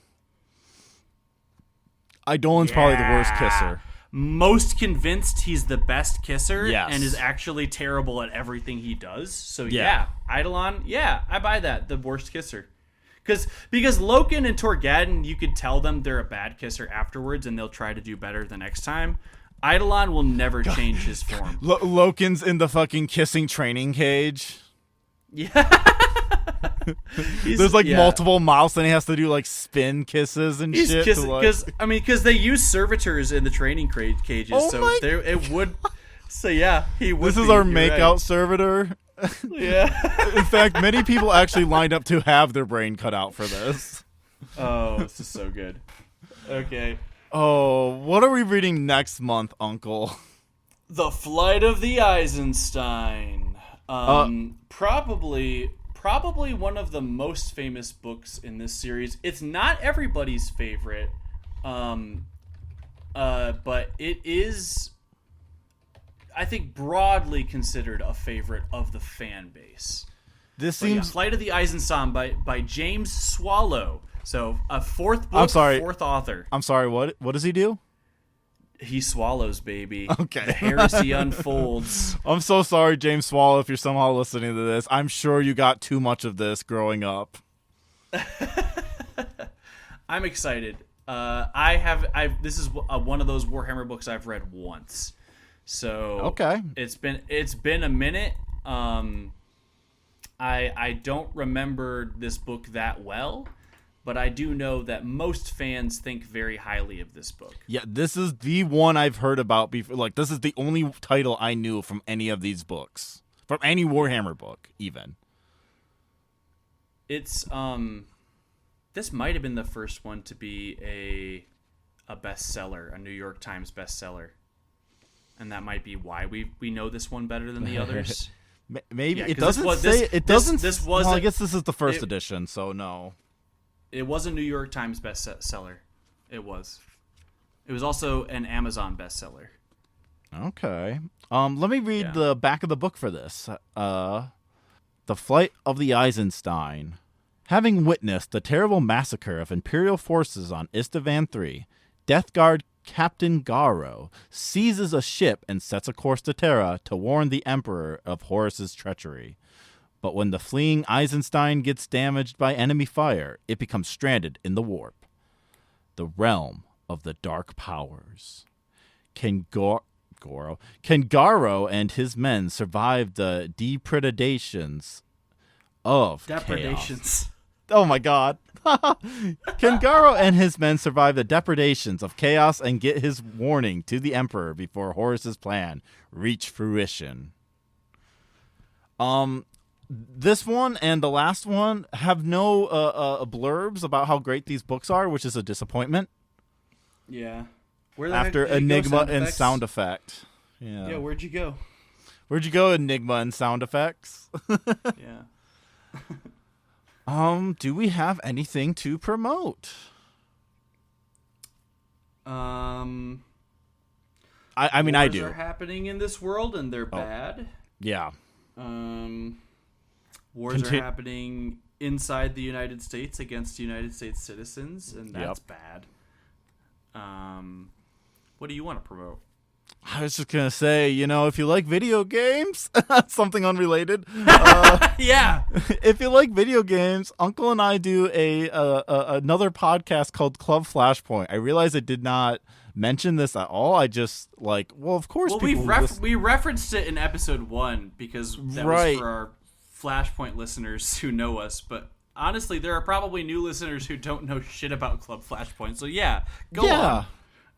Yeah, listen to Club Flashpoint. Every month we play a new game, just like every month we read a new book here. And this is coming out in October. So last month, me, Max, and our good friend Jake played Sonic Heroes. And we, oh boy, had a time.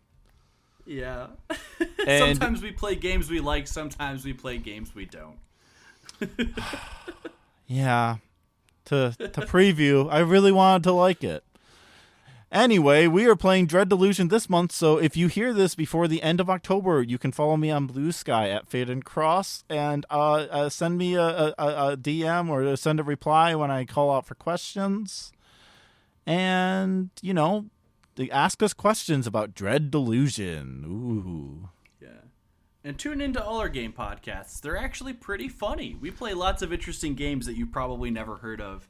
And we have a lot of fun talking about them. And we talk about all kinds of other games, too, while we go over the game we're supposed to play. Because every month we also talk about games we've played independently, separate from our designated, assigned game of the month. So much game talk. Yeah, a lot of game talk, which everybody loves. Who doesn't need another podcast? And you know what? There's going to even be a bonus episode of that game talk. Oh, yeah, and if you're a Warhammer fan, look forward to our upcoming Rogue Trader episode. Faden and I are going to go a little bit deeper with our talk on that game and that game alone. That'll be a good episode. Yep, and probably just more Warhammer chat. It's so interesting now playing that game with this sort of context in a funny way, because I'm like, oh, none of this is mentioned at all right now.